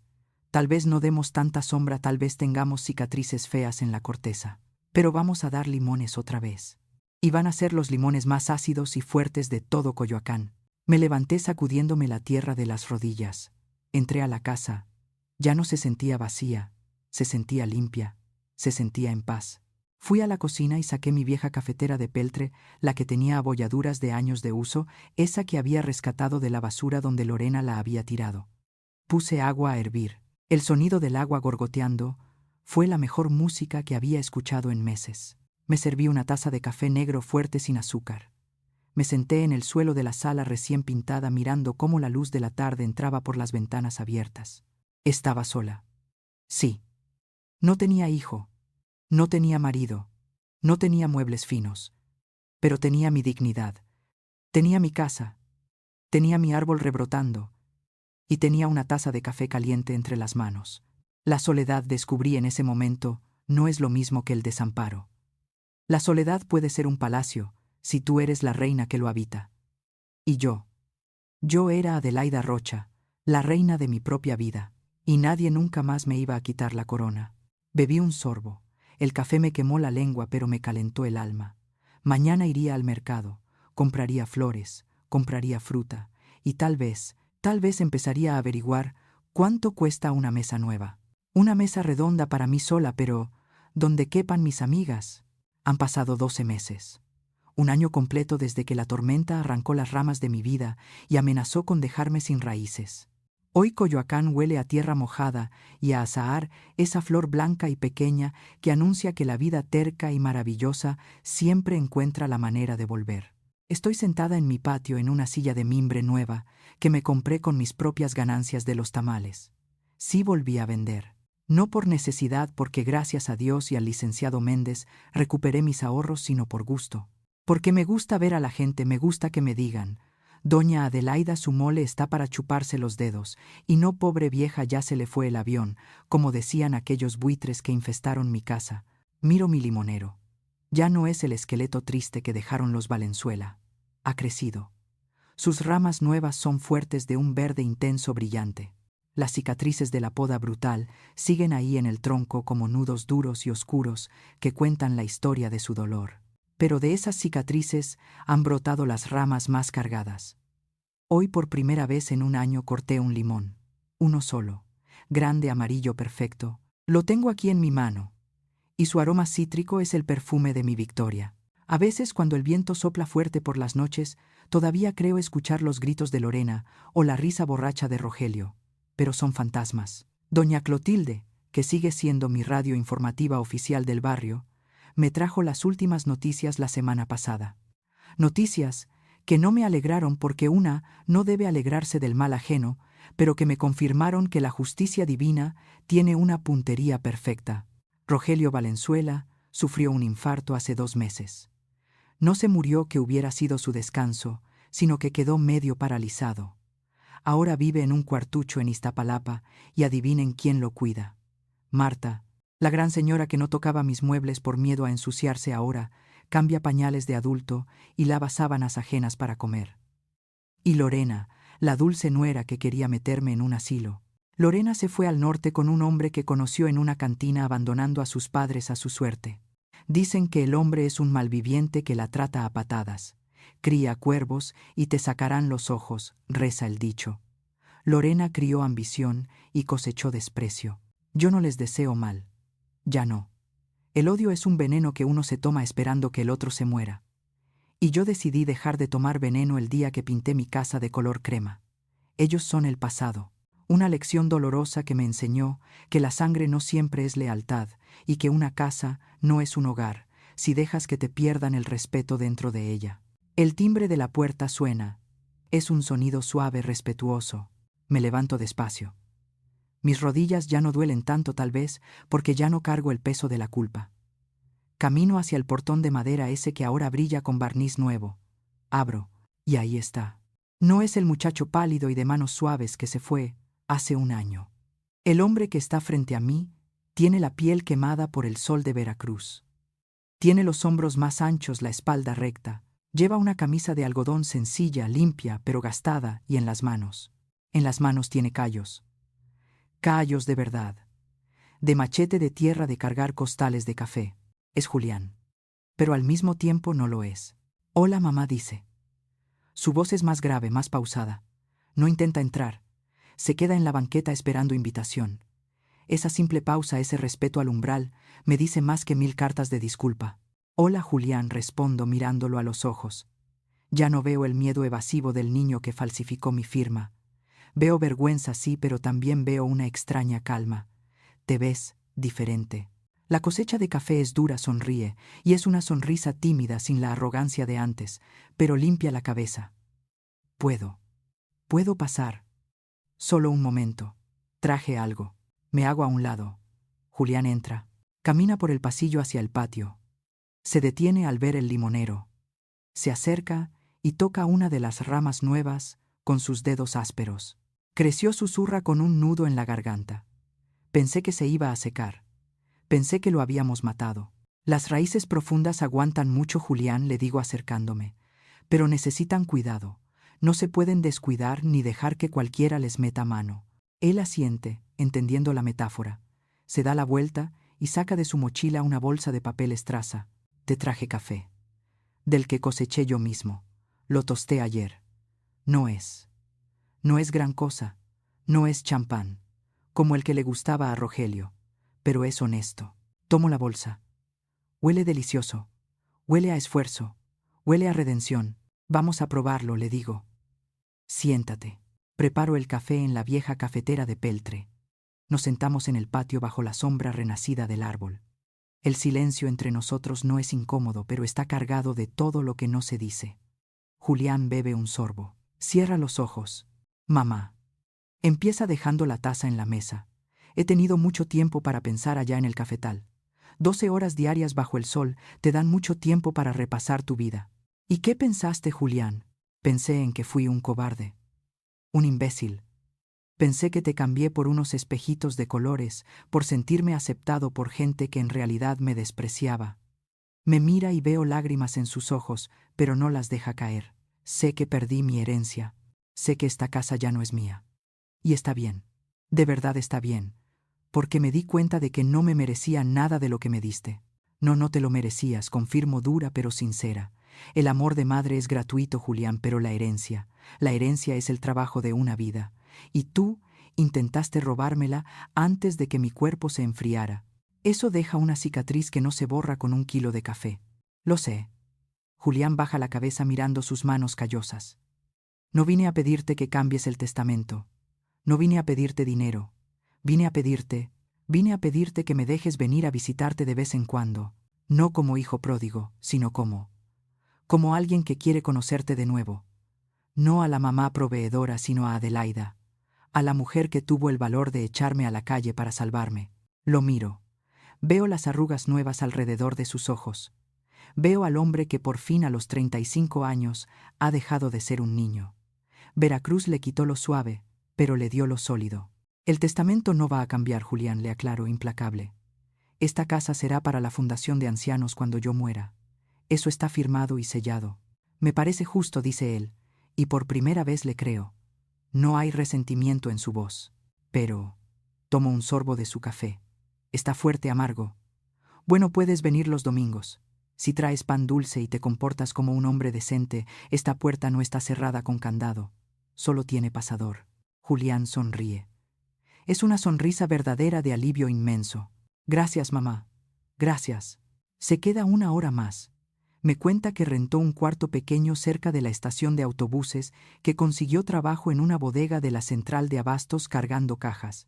Es un trabajo duro, mal pagado, muy lejos de las oficinas con aire acondicionado que él soñaba, pero me lo cuenta con orgullo. Me gano mi dinero, mamá, y nadie me dice qué hacer con él. Cuando se va lo acompaño a la puerta. No nos abrazamos. Todavía es muy pronto para eso. El cuerpo tiene memoria, y el mío todavía recuerda la frialdad de su mano guiando mi firma falsa. Pero nos damos la mano, un apretón firme. Piel con piel, callo con callo. Nos vemos el domingo, dice él. Si Dios quiere, respondo. Cierro la puerta. Me quedo sola de nuevo, pero la casa ya no se siente vacía. Se siente habitada por mí, por mi historia, por mis decisiones. Regreso al patio. El sol del atardecer baña mi limonero de oro. Corto el limón que tenía en la mano por la mitad. El jugo es abundante. Extrimo unas gotas en mi té. He aprendido tanto en este año. Aprendí que la vejez no es una condena a la invisibilidad, a menos que una se deje borrar. Aprendí que el silencio de una madre ante el abuso no es amor, es complicidad. Aprendí que poner límites a los hijos es el acto de amor más doloroso y necesario que existe. Muchas mujeres de mi edad tienen miedo. Miedo a quedarse solas, miedo a que los hijos se enojen, miedo a ser una carga. Y por ese miedo entregan las llaves de su vida antes de tiempo. Se vuelven huéspedes en su propia casa, sombras en los rincones, tolerando desprecios con tal de ver a los nietos o de no causar problemas. Yo casi fui una de ellas. Casi me dejé morir en vida. Pero mi dedo meñique, ese pequeño hueso rebelde, me salvó. C.T.A. Ket. Tuk. Si esta historia te hizo reflexionar, comparte en los comentarios lo que despertó en ti. ¿Perdonarías una traición como esta dentro de tu familia? Aquí, cada silencio merece ser escuchado. Miro al cielo, azul intenso infinito. Soy Adelaida Rocha. Tengo 63 años. Tengo una casa que huele a limpio. Tengo un árbol que da frutos después de la poda. Y tengo un hijo que tal vez, solo tal vez, se está convirtiendo en un buen hombre gracias a que tuve el coraje de decirle no. No soy una víctima. Soy la dueña de mi destino. Y mientras tenga voz para contar mi historia y manos para hacer tamales, nadie, absolutamente nadie, volverá a decidir por mí. Levanto mi taza hacia el limonero en un brindis silencioso. Por nosotras las viejas, susurró con una sonrisa. ¿Qué de viejas solo tenemos la ropa porque el alma se nos acaba de estrenar? Bebo el último sorbo. Es ácido, dulce y caliente. Sabe a vida.